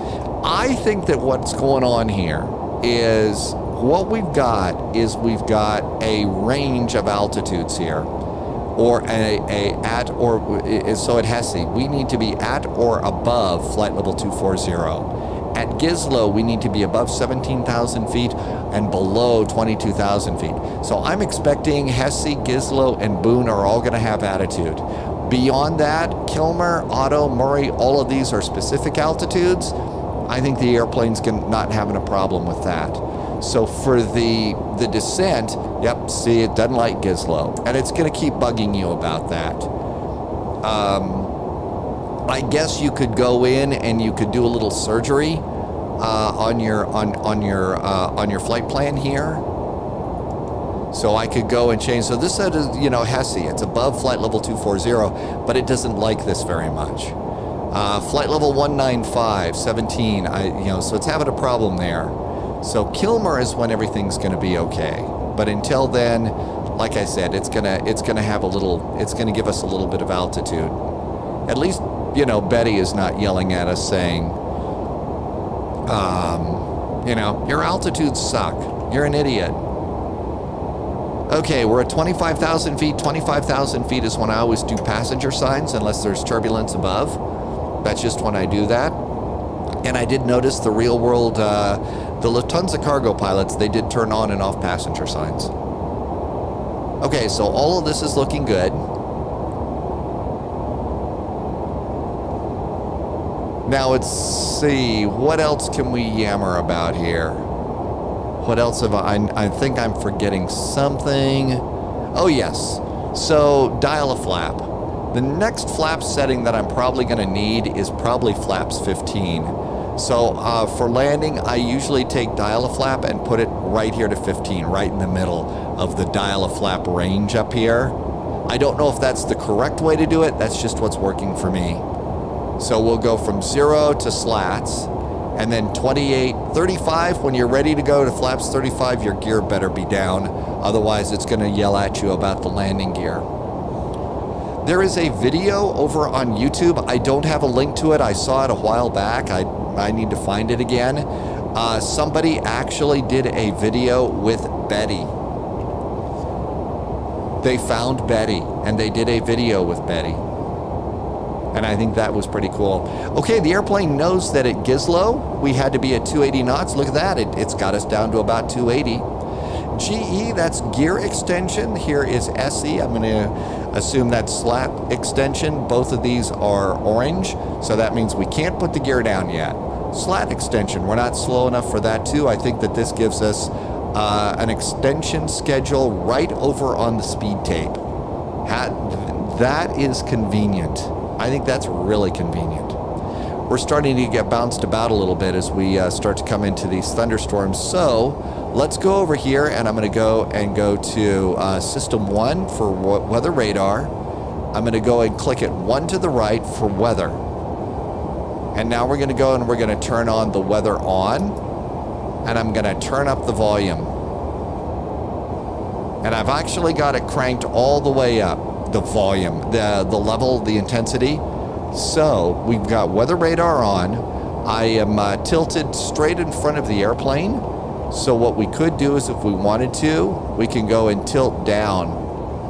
Let's tilt down about 3 or 4 degrees. So now the weather radar is going, but it's also tilting down. Okay, here is Kilmer. We're approaching 17,000 feet. So forgot to do altimeters. Altimeters at Dulles are 3023. So 3023.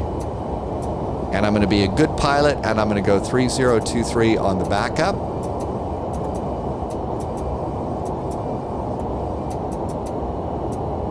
.3023. Great, we're good to go there. 17,000. Okay, we're getting a donut. So this is maybe indicating that we're approaching our descent path. I've got some speed brakes out, so I'm going to go ahead and put speed brakes away.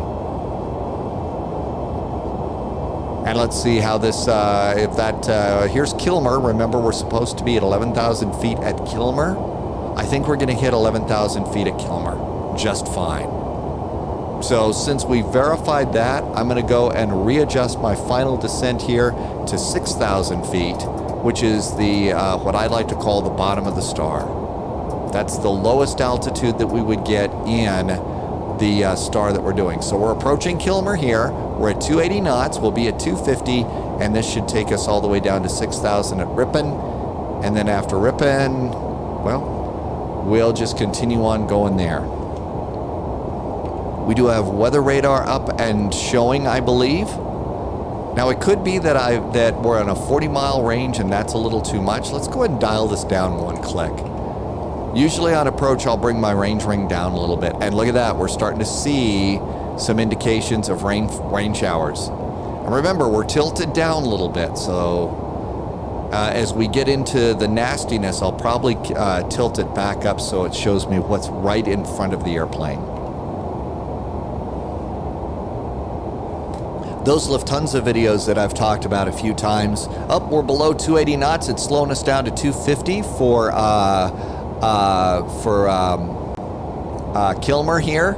And SE is now green, so I think that says slats extend is good. So 1 click of the slats. And that should be slats are going out.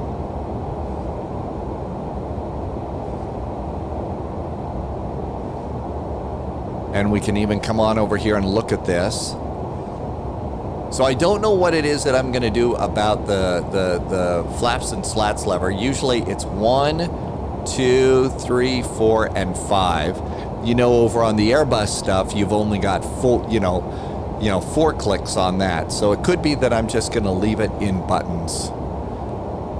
Now for the speed brakes usually there's 1, 2, 3. So 1, 2, 3, and then there's ground spoilers, but I think that only happens on the ground.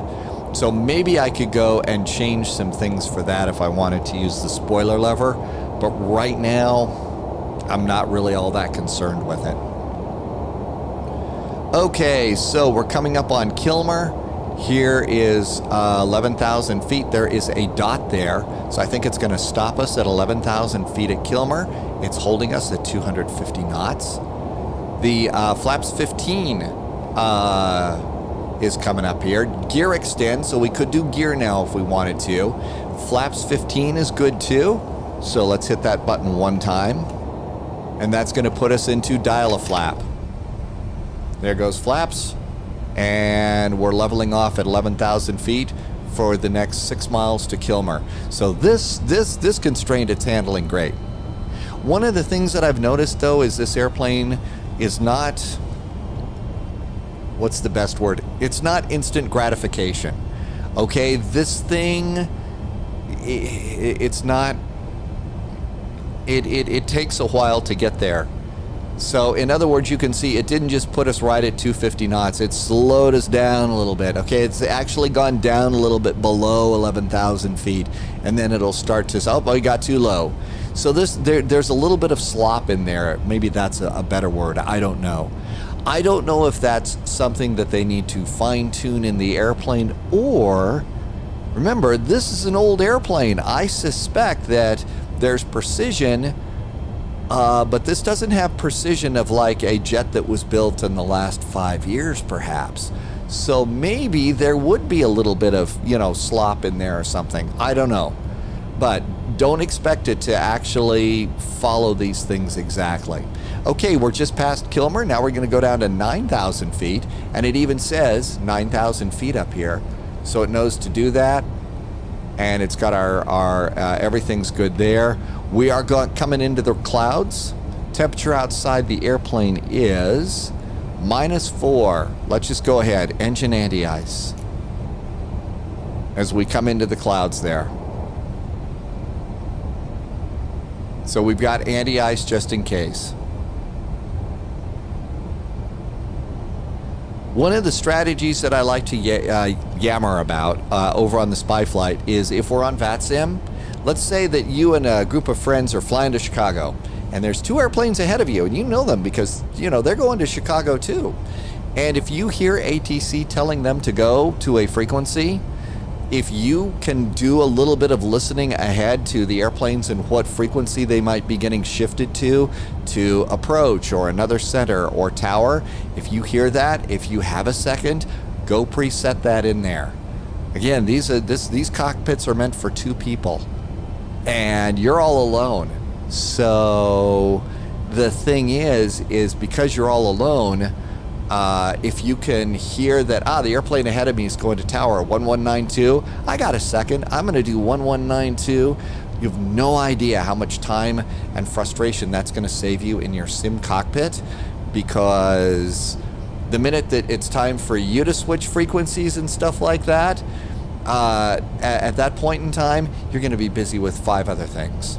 So that's just a little survival tip for being a one person in a 2-person cockpit where you're going to be busy. If you're doing shared cockpit with somebody, and I'll bet this would be a great shared cockpit airplane, I think that, that's another thing. You might have noticed I have not moved my throttles at all. They are back where they're right where I left them on takeoff. But if you take a look, you can see the auto throttles are engaged here. So as we're coming on in, I'm going to slowly start to move these a little bit down a little bit. But generally, I try not to move them, because if you start moving it, this airplane does have... It doesn't respond well if you're playing around with the throttles while the auto throttles are supposed to be in there, so I try not to mess with those very much. Let's see. It is now slowing us down to 220 knots. It looks like it's slowing us down here. We're supposed to be at 250 knots. There's ripping. Okay.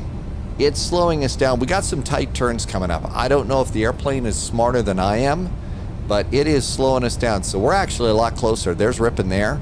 So we've got some 90-degree turns here.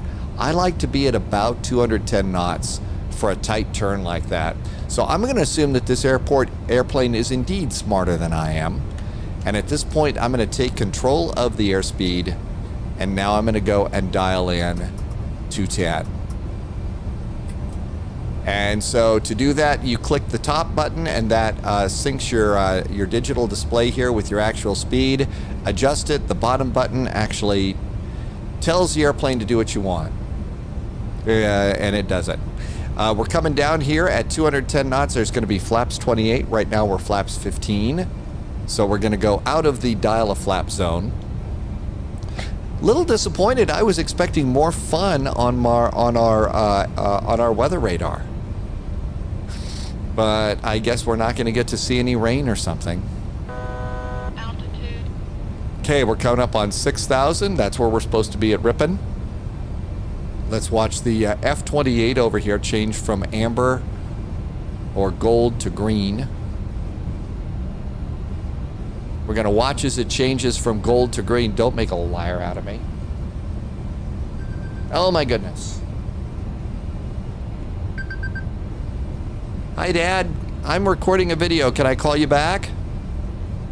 Bye. Sorry. I totally lost track of the time on that one. Oh, okay, look at that. It turned to green. I'll call my dad back in just a second. Okay, flaps 28. Flaps over here. Forgot which airplane we were in. I almost did the Concorde button. Okay, so we are looking good. There's 6,000 feet. Flaps 28, 200. Okay, so everything's looking good there. Let's see, we're also at below 10,000 feet. I should have done landing lights. And there's landing lights, and all that looks good.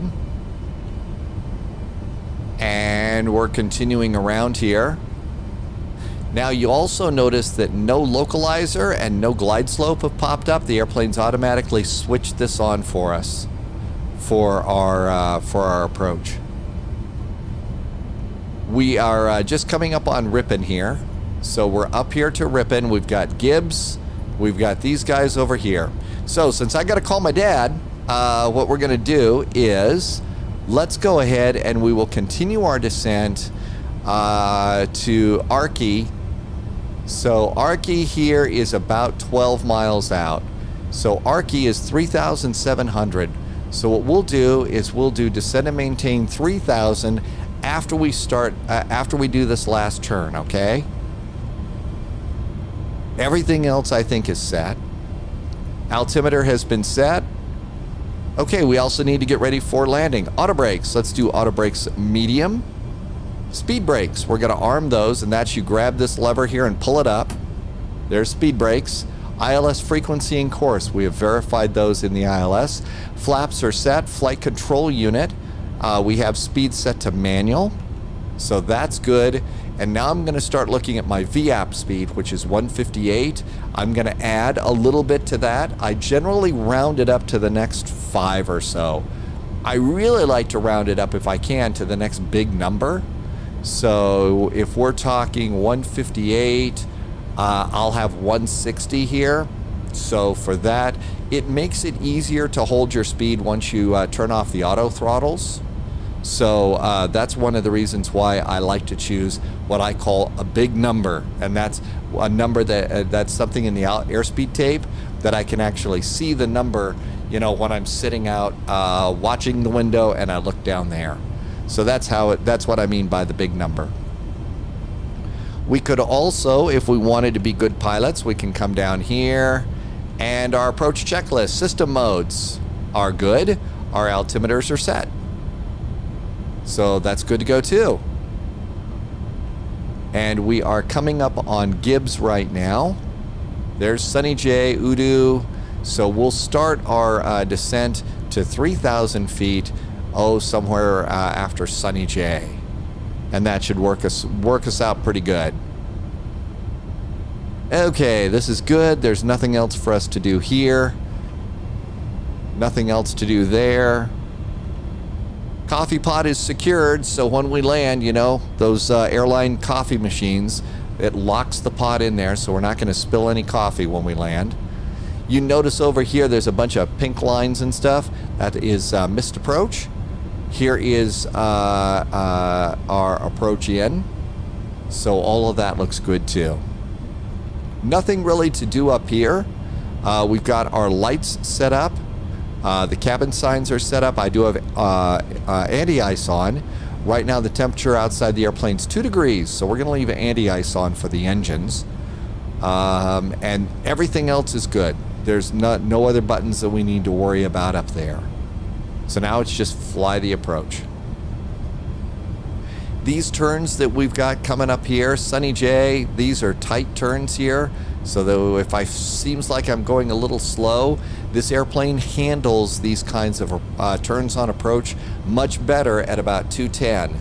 240, 250, it'll do it, but it seems to be a little sloppy.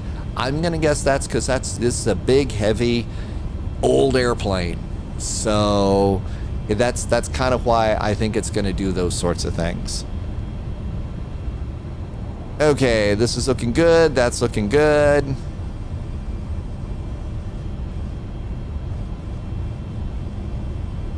We'll also probably go to 180 knots. So somewhere in here, we'll start our descent to 3,000, and then we'll do 180 knots or something like that in that neighborhood there. There is a variable vertical speed knob here. I found that if you just let the airplane do its own descent, it wants to descend at 2,500 feet per minute. That's its favorite descent speed.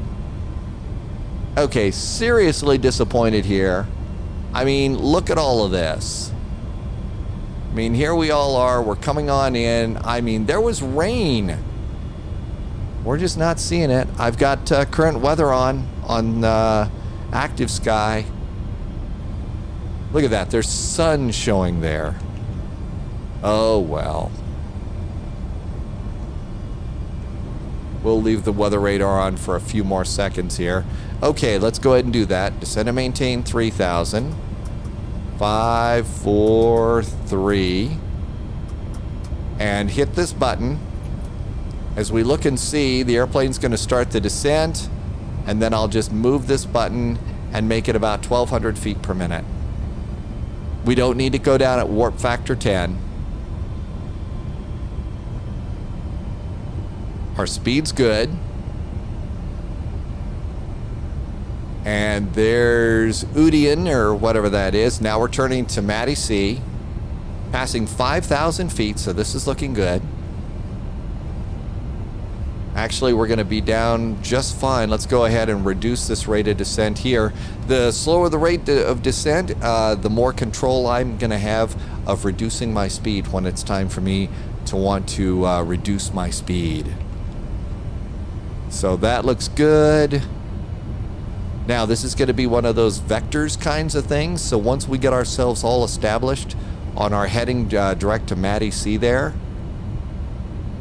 I'm going to go ahead and hit the button up here. That's my current heading. We just took control away from the FMC, so we're good to go there.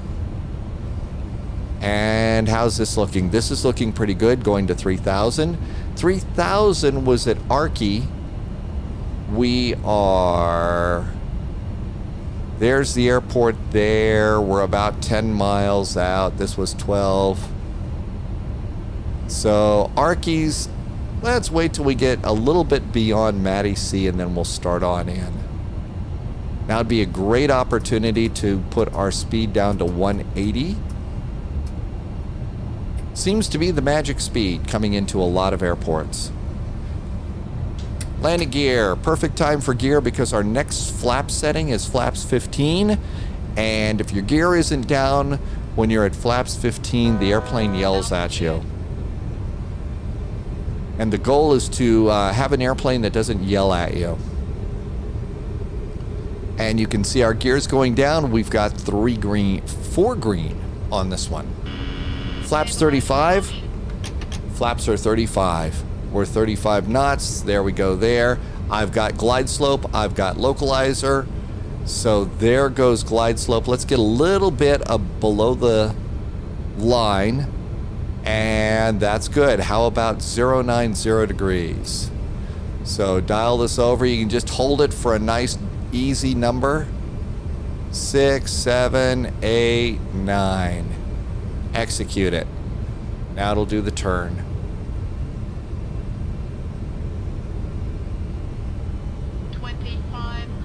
And now as we're seeing the approach come in, I'm going to dial us over around a little more to intercept. So that's going to put us now on an intercept course. Our speed is good.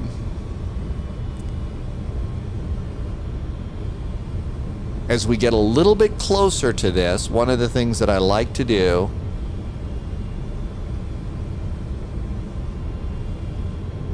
is as soon as we're on this course, I'm going to go and do the approach, arm the approach. But I usually don't try and make the airplane do too many things at once. It's just me. I don't know that I'm sure the airplane can handle it. I just let's keep it simple, especially with older airplanes.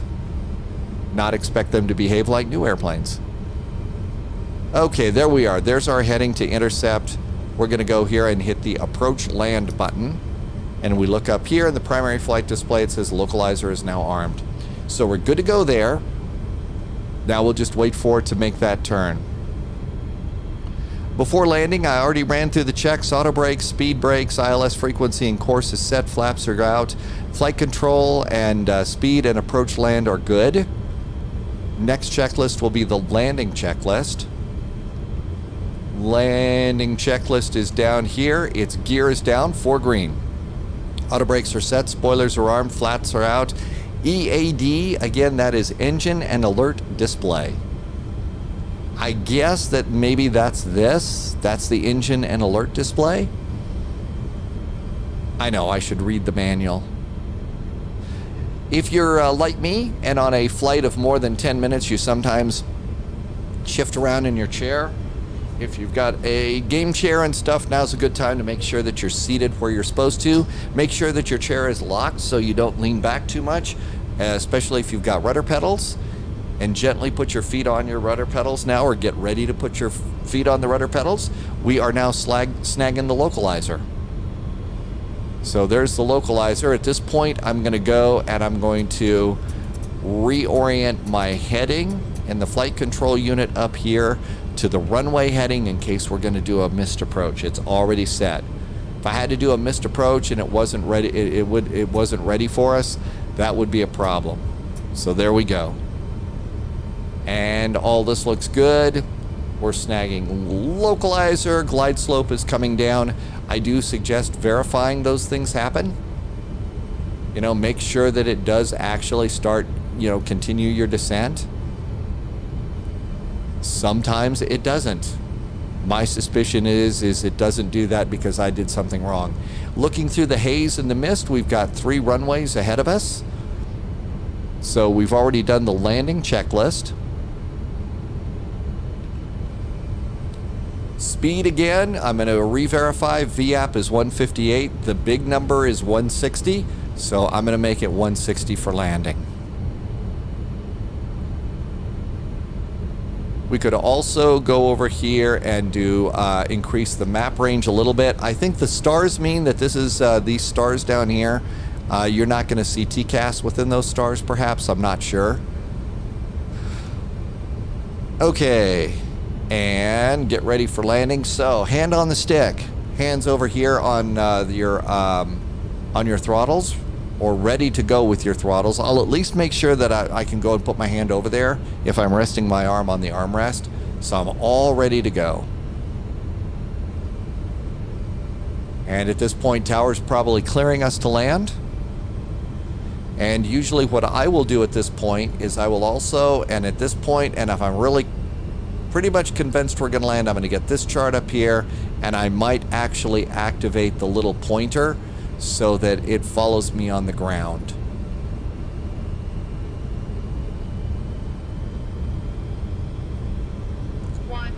Especially if you're recording a video or live streaming, there are so many distractions and stuff. I do let the autopilot do a lot more of the work than perhaps I'd like to.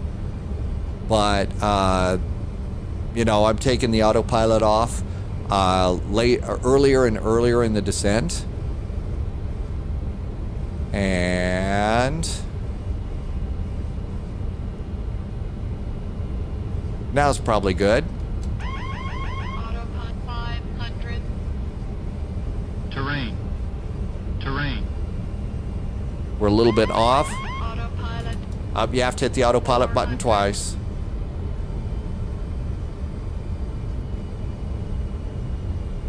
Probably leaning in your seat doesn't actually help, but I do. Minimum. 200. Auto throttles are disconnected. 100. Landing long. Glide slope. 20.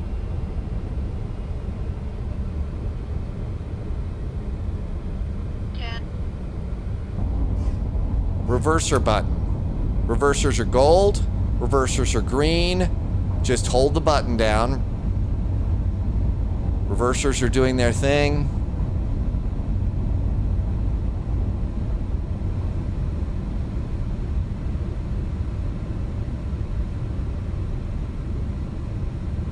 Release it.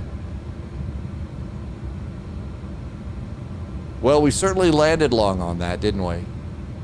Tap your brakes. That turns off auto brakes. Exiting to the left.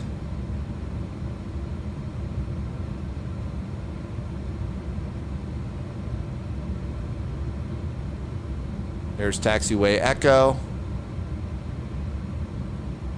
Okay, let's go ahead and do flaps. Speed brakes going up. And taxi to cargo zone.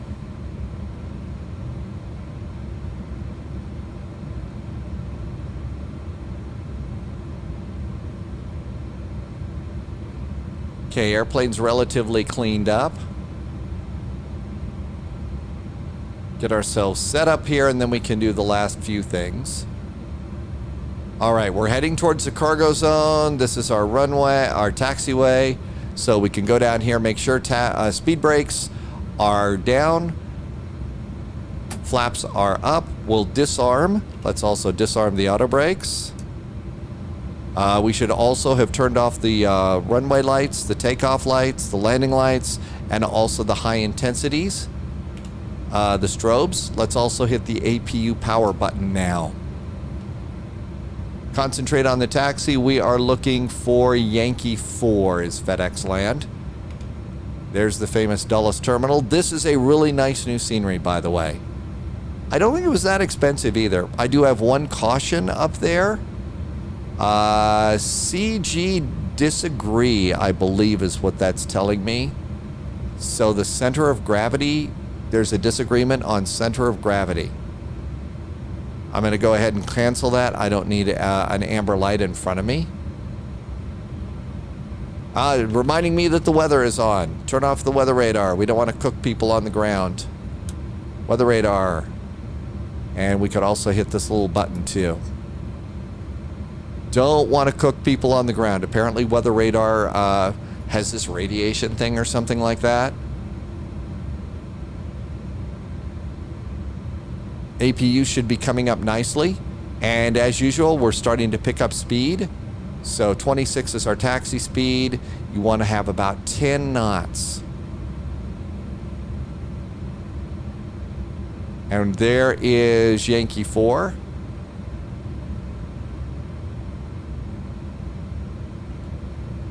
There's 15 knots. There's our gang at FedEx land. APU is up and available. I'm going to hit the bleed right now.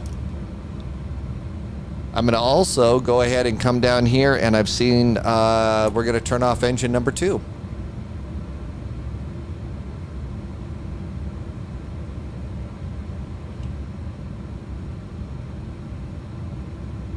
And there's cargo. Might need a little bit now that I've turned off an engine. Maybe we'll just use the center engine for the moment.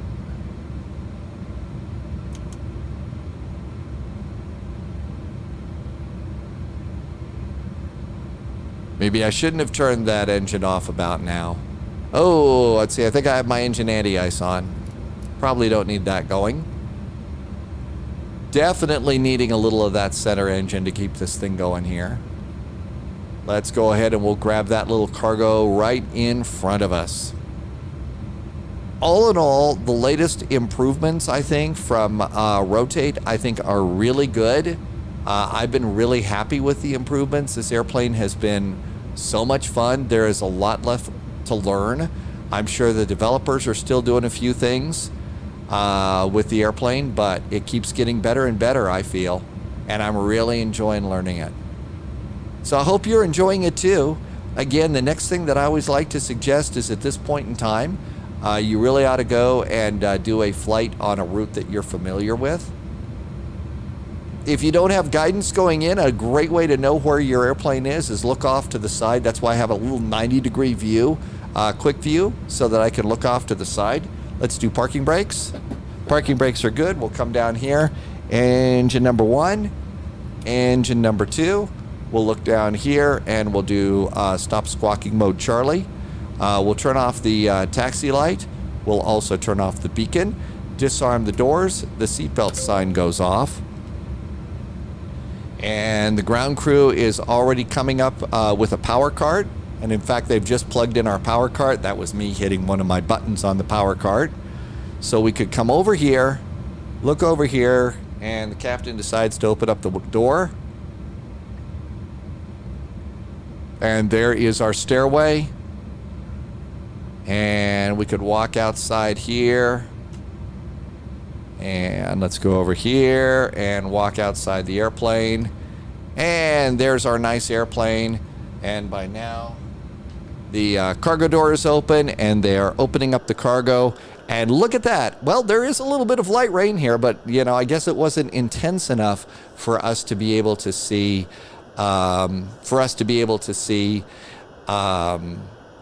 anything on weather radar. But as I said, I really do feel that this airplane is getting better and better. If you've been holding off right now, I think that there's probably at least 1, maybe 2 more rounds of improvements that Rotate is going to be making on the airplane. But I've certainly enjoyed it. Of course, there's a passenger variant that is going to be coming out for this airplane at some point in time. Again, there is a link to the SPY Discord channel here, and this is where I'm going to put my list of my flight notes. There's a place over on the Discord for several, and that is growing. So the big flight notes are going to be over there. Small flight notes are in the description. And thank you very much for flying. I certainly appreciate you stopping by. Thank you for doing the flight with me if you did. As I always like to say about my little cold and dark videos, it's not about the right way or the wrong way. This is just what works for me, and I do hope that it works for you. I'm still very new here on YouTube, so I still have time to read all the questions and comments and stuff, and I will read yours and respond. And if there's an airplane that you'd like to see me do a video like this on, please be sure and let me know. And also, please join us over on the Spy Flight over on Twitch. 757 Spy is where you'll find me. And I'm again, new on YouTube, so I'm not monetized or anything like that. So if you liked what you see and want to show some support, it will certainly be welcome. And you can do that maybe over on Twitch, where you could subscribe. In the meantime, again, thank you so much for flying along with me. This is such a fun airplane. I will look forward to seeing you in the friendly sim skies here on YouTube again soon, and even sooner on Twitch. And as I always like to say, stay healthy, stay safe, and see you in the friendly skies. Cheers.